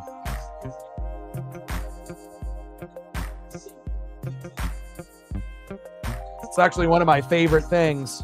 to eat, and I don't have it that often. But when I do, I usually buy 2 portions, one to eat and then one for leftovers, just because I know that it's so good. Once I finish the initial, pad thai, that I'm going to probably want another one. And at that point, you're not going to do, another delivery fee or whatnot if you have it delivered. But, regardless if you do chicken or you do shrimp or just the pad thai itself, delicious. Obviously, chicken pad thai is, I think, most people's go-to. But again, I think any kind of pad thai is very good. I mean, especially if you like, noodles, pho, or ramen, or anything of that nature. The noodles taste a little bit different, but in a good way compared to like a traditional, that's really what makes pad thai pad thai.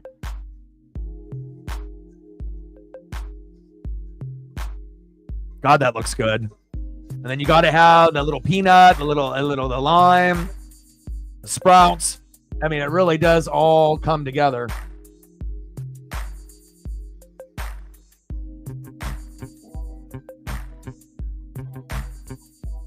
Hopefully I can, since I, moved, I used to have a pretty good pad thai spot at, my old spot, that I live. But here, I'm not sure if there's, I don't know of any of the places. I'll have to ask some of my friends if they've ordered or ate at any locations here, in the Beaverton metro area. I assume they have plenty of places, but it's kind of hard to fuck up pad thai, but I imagine there's, some places that are going to have it better than others. So.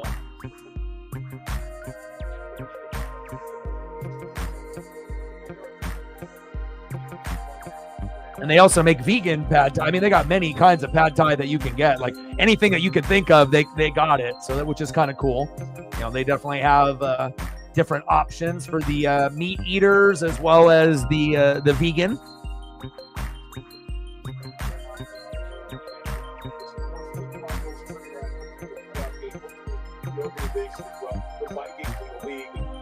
Doing the right thing. There's so much needed out in LA. Getting that game played tomorrow in Glendale, and then we'll see whoever wins. 6 pounds of pad thai, my lord. Yes, please. Chili flakes, yes. Got to have all of the accoutrement. You got to have everything.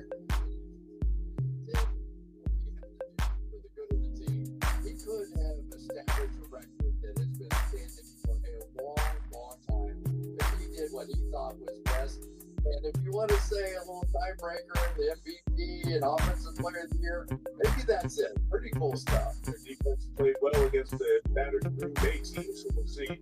The Eagles. Pad thai nachos sounds interesting. It'll be crazy. I imagine that'll be delicious. Washington, the other NFC East team, Bram Weinstein and London Fletcher have the radio call of the Commander games. London's a little excited, but one of the top linebackers. Let's watch and listen to their call of the game. Team Gonzalez looking to send Washington into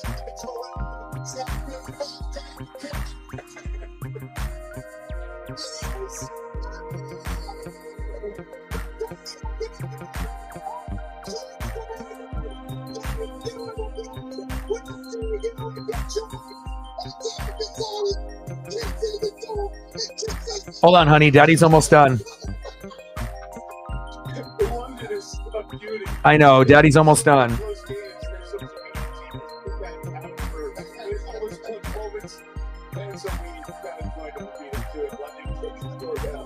My leg's a little longer than his. I might have kicked you out. We probably want to do a few times, but Josh Harris, the owner, the Washington, he's year 2 of this ownership, year 1 of a coach, a GM, a quarterback. If you have those 4 pieces of the box, ownership, coach, GM, quarterback, you got a chance to build something inside.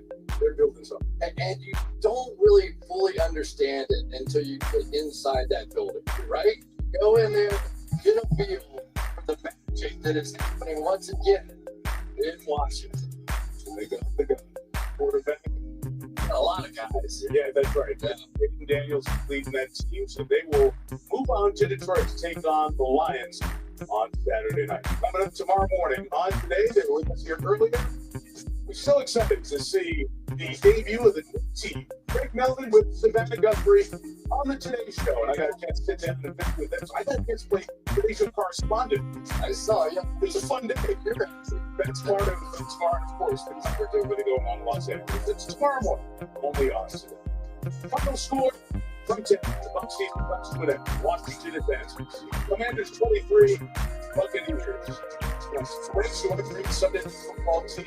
Oh, I'm happy that the Bucs didn't get blown out 23-0 or something of that nature, but with a top 5 offense, we knew that wouldn't be the case. And again, shout out to the Commanders. Great victory for them. A little heartbreaking loss for Tampa, but we were in it to the very, very end. But again, you just needed a little bit more. 3-7-7-3. Commanders 0-10-3-10, and that ended up being the difference. All right, take care. I need to go take Paisley for a long walk. Tomorrow, we got the Rams and the Vikings and Monday Night Raw on Netflix for a dual stream. I love you guys, and I appreciate you guys very, very much. Let's go through these photos one last time.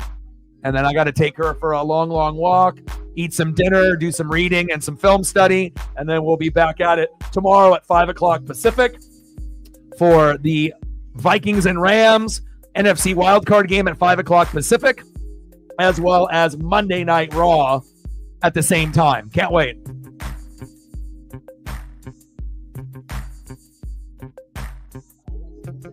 Little baked beans and then the mac and cheese there. Ooh, okay.